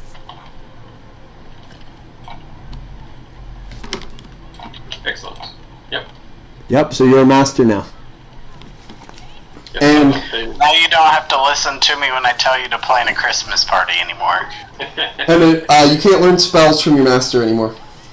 Yeah. What do you have to be? What makes you a master? You have to have 12 spells, presumably of one type, and at least 4 over incredible. So she doesn't need it in one category alone, but she has more than enough spells total. So. Yeah. Okay, so you're a master of magic, and you get the same announcement that everybody else does. The Vishanti project into your mind and say there will soon be a competition to dedicate the new Sorcerer Supreme. Unceremoniously. So us having that knowledge doesn't save Strange? No. It was very We already played that game. Yeah, we already played that game. And 2, it came up unexpectedly. It was 1 day later from the time he told you. Oh wait, it was the day after? Yeah. Oh, I see. I'm sorry. I thought that you said it happened like in the middle of March that he died. No, March 3rd. Oh, okay. So. In other words, you can't change the future. Yeah. No. Oh. What he didn't He know. just No didn't one have said enough. that, but if you want to take that to be the fact, that's fine. He didn't have enough knowledge of it in advance to warn us. Well, you never told Doctor Strange, so. Doctor Strange is out. So, Yeah, we tried you all get that information. Benny, did you teleport back with Aaron? Yeah, I'm back. Okay, so you were at the Exiles base, sort of. Yeah, and everybody's there to meet you. So let's play that out. Okay, Alright. real quick. After this, then I'll have to hop off. Yeah, we're Name gonna wrap change this and- up in 15 minutes. I am waffling because I read the full mesmerism and it's only one specific animal type, so I think I'm gonna not do that one because I don't interact with animals enough. So maybe I'll just go with plant control instead. Okay. That's fine. You should get water control or elemental control. I already have water How much control. water we have. Oh, you do? Yeah. And if you want, you can try to relearn an old spell just to gamble and see if you can rank it up. Instead of doing mesmerism? No, this time you should pick a new spell because that's what your intention was. But that's what I'm saying. Oh, okay, gotcha. All right, so you guys are there, Benny. You are back after the longest time. You are back in the UK, surrounded by people who were concerned about your extended absence, and Yeah. Aaron, you're the only one that remembers one that was there when Doctor Strange died. Saw him sacrifice himself to save Benny, but you're also the only one that remembers that alternate future where Benny turned evil and joined Doctor Doom. So, And he did tell Benny that. Yeah, he did tell Benny that, yeah. I did. I told him it was a dream. I didn't tell him it was an alternative future that could have happened. So, yeah. Benny, you're back. And I think it is that like awkward silence for a little bit, like getting off the jet, and it's like really somber and grieving. And he says, "So, I guess I got some making up to do, huh?" Yeah, a lot's happened. Daybreak looks at Benny and she just stares him down. She's like, "You know what? You're grounded." And then she runs over and gives him a hug. And he's like that embarrassed smile, right? Like, yeah.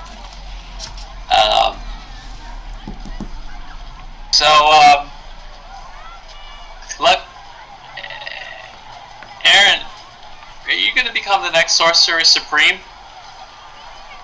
So how long after that are we contacted? How long are we given to prepare? We'll say Do we that just get abducted? you will say that you guys hear that you will have it within a month. So they say 30 days to prepare this time, which is different from what you remember in the past. You're not sure how the Vishanti make their decisions. Yep.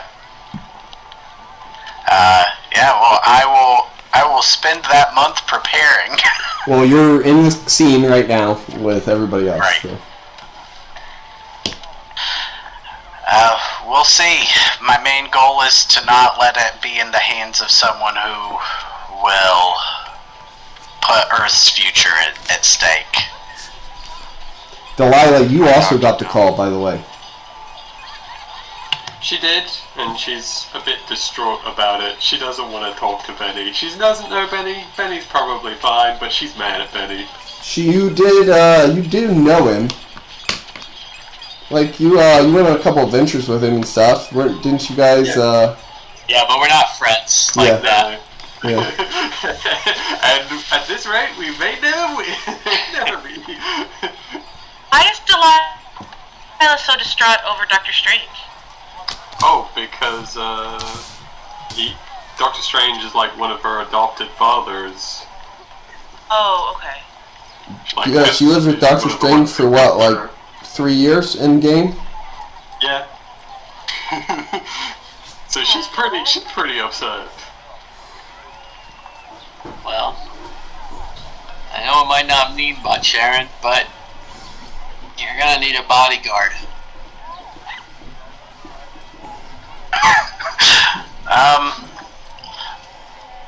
You might need to be a little bit more mystical to attend to the magical things that come up or I guess I don't say that. Oh wait, do you even know that Dr. Strange is the Sorcerer Supreme? Yeah. Is that public knowledge or No. public hero knowledge? No, but this Benny's traveled. this group knows fairly well because you guys have all been superheroes together for a while. I mean, you're magic. You've talked about it too much. Autopsy did definitely casually dropped it to me once. I think he Okay, did gotcha. too. Yeah. Yeah, probably. Speaking of, Benny, I know we kind of like ended off in an awkward spot, right? Like Ralph and Benny was kind of weird. I think that Ralph there's like a moment he comes up to you and he's like, "Hey, Benny, good to have you back. I know maybe I wasn't the best mentor for you. I hope you learned a lot in your travels, and it's good to see you, buddy." And he'll do like the man, like forearm grasp kind of thing, or whatever, with the hand on his shoulder. Or you see Benny hesitate for like a split second, and then say, "Yeah, it's good to be back." And I did learn a lot. Gadgeteer thumbs you up. He's like, "It's good to see you, buddy." He'll say like, as long as you need a place to crash, you got one You here. could stay here at this base as long as you sign these waivers.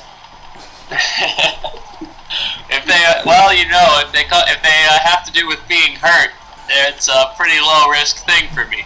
Yeah. So, in the meantime, you gotta prep for being Sorcerer Supreme. But Aaron, you want to teach me how to fight a demon? Yeah, I hear that we could all. That knock down doesn't a door. sound random.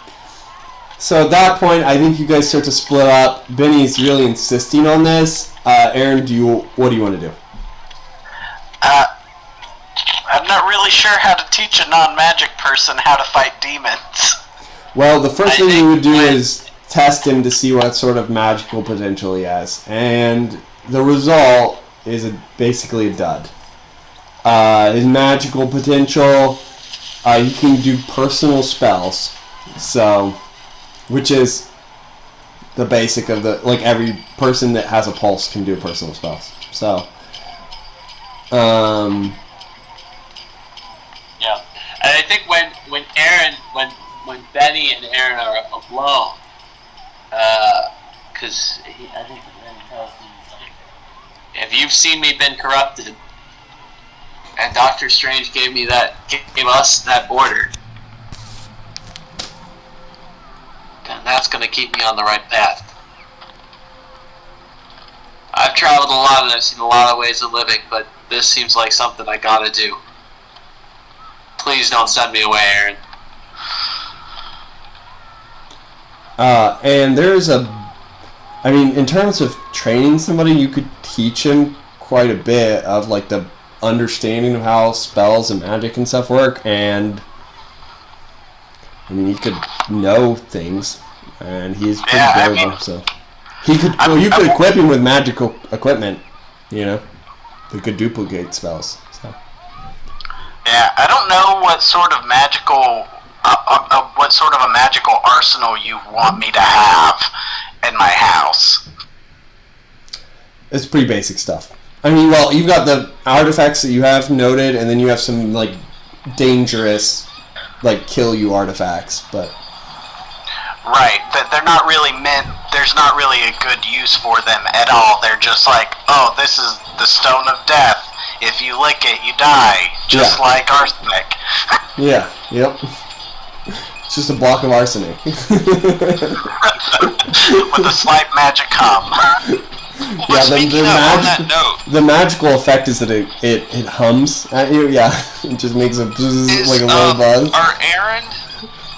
Can Aaron and Delilah, working with Gadgeteer, can they help us develop anti-magic weapons or armor or tools? Because I feel like that's an area that we're pretty weak. Because I know, Jake, you had talked about a magic-resistant autopsy suit. No, not really. You could maybe, if you want to spend the karma on it, you could get they could maybe enchant you a suit or find you one that would give you pretty low protection. Good, maybe. Okay. So, if that's what you want to do. If you asked Delilah about it, she would tell you, when it comes to magic, usually your best defense is a swift and powerful offense. Yeah. Yeah, that's sort of probably what I teach Benny too. Is I'm you don't have the magical aptitude to rely on magic to fight demons, but they are still physical. So if you find a way to get more powerful. Do you want to teach him some personal spells? Sure. Anybody learn personal spells? Yeah, most people can.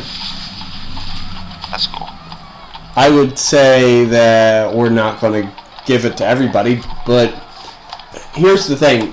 Benny's ability is to not die when he gets hit. That's all he's got, really. Right. Yeah. So, in terms of giving him some utility spells, because the personal ones don't really give you any powers. Yeah. I don't have a problem with that. If Autopsy wants to learn some personal spells, then they do. It doesn't fit him as a character. He wouldn't. So that's why he has 2 wizards on the team. Jamie, roll D100 twice. Okay.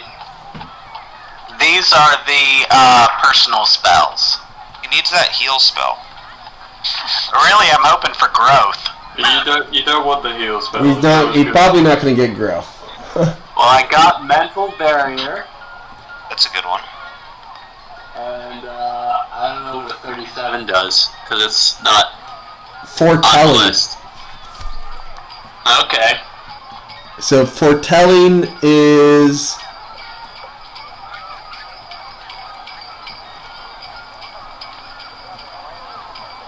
Foretelling. The caster can mystically predict the actions of anyone he has studied for at least 10 rounds. Short term only, makes a successful spell rank feat roll. The caster does not have to decide what to do that round until after the opponent have declared their actions. So basically, I'll tell you what the person you're watching is going to do, Yeah. and you can Well, change your decision based on that. It's Roll that one. 10 rounds is a lot. well, and geez, Aaron, if you were trying to make me your bodyguard, these two spells, I'm going to be harder to mind control. I'm going to be able to suss out if someone's trying to kill us. yeah, I would say Spells. foretelling is basically like a minute ahead future Yeah, casting. it's looking for threats Yeah. more than it's actually combat Those are, effectiveness. I don't know that those are dope spells. And you get a plus, so that one gives you a mental barrier, gives you a body armor, so it just negates spell magica or psychic attacks below the rank, and then it provides a +3 CS to resisting effects. Yeah. So make a roll, D100 twice now, and we'll see what the ranks are. It's good, Okay. Benny. You know what? Your potential is low, so the results are not as good. Yeah. Yeah. The first one, it's going to line up. So the first one corresponds to mental barrier. What is the number? 73. That's a remarkable. Okay. And then 43. An excellent. Okay. Okay, and that takes a while. It takes about a month to learn those two Yeah, spells sure. of pretty intensive training. But while that is going on, there is a message from the Vishanti that comes in. The competition this time will require the sorcerer to take the test with a guardian, and you guys can decide how you want to do this. They don't tell you what the cost of the test is, but they tell you what the spell is. It's just it's an unremarkable spell that just signifies somebody as a guardian, that you can sign them, put a sign on them, and it'll draw them in with you whenever that happens. So it's like your +1 card or whatever. Yeah, it's a +1 card spell. It's no effect otherwise. So Delilah, you're going to get pulled into this. Aaron, you're going to get pulled into this. And this is very strange because Miss Amazing is going to get pulled into this. And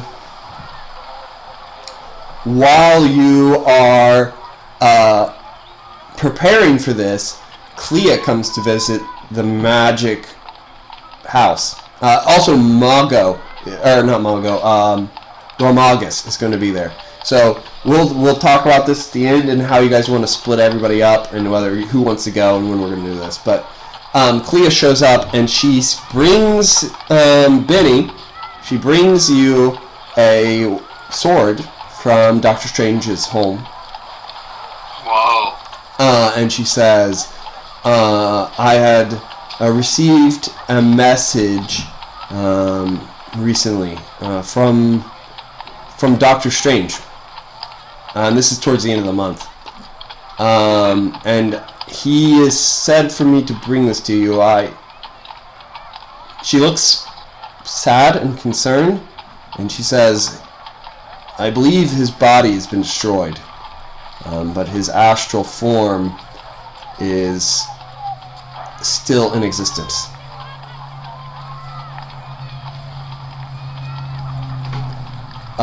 And so that she hands you the sword, and then she goes over and visits Delilah and consoles her. Yeah. Delilah. Delilah does the same for her as well. So they've had a whole thing. Yeah. Which is good, because Clea looks pretty tough when she walks in, but is not holding up terribly well. And when you and Delilah hear that, you